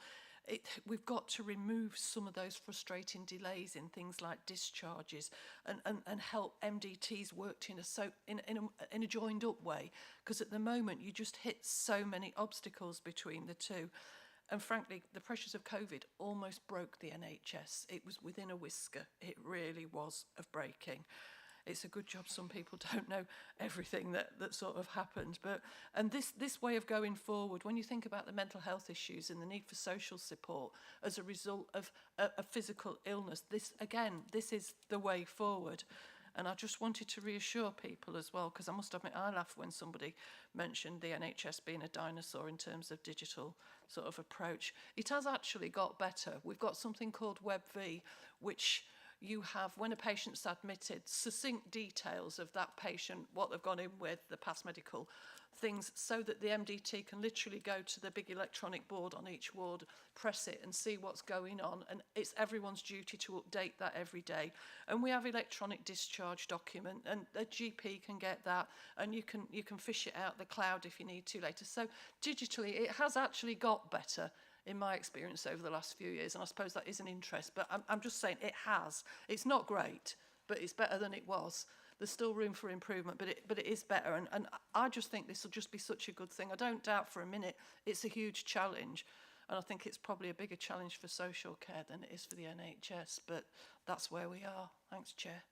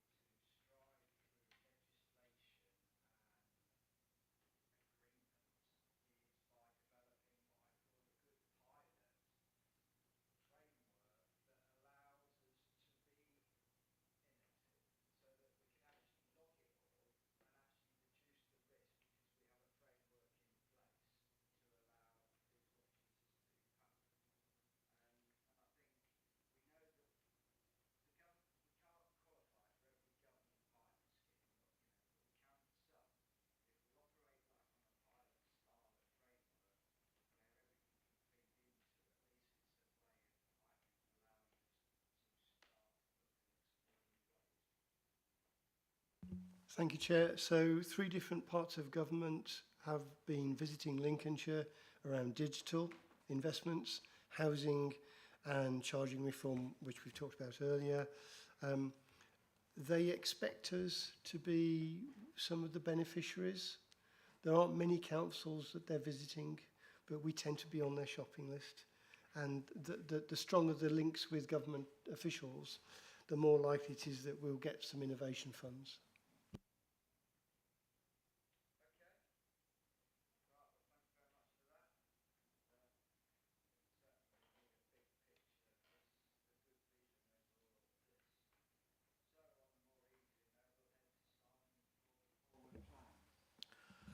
Thank you. Thank you, Chairman. If I can just ask members of the committee to focus on pages 80, 81. Currently, there are no further additions to the next meeting of the committee on the 6th of July, but there is a potential looking at an item on tackling obesity, all age obesity, on the 7th of September. In terms of other items, it picked up earlier during the course of this meeting, there was a reference to an update on progress with day services, which I think will be programmed by the end of the calendar year. So I guess that would mean October or November. There was also a request earlier for the joint strategic asset assessment, and that may be something that is programmed in later in the year when it becomes available. And I think probably update on the charging item may be necessary at some point during the autumn as well, depending on progress with that. But that's all. Those are the changes so far I've logged this morning. Thank you, Chairman.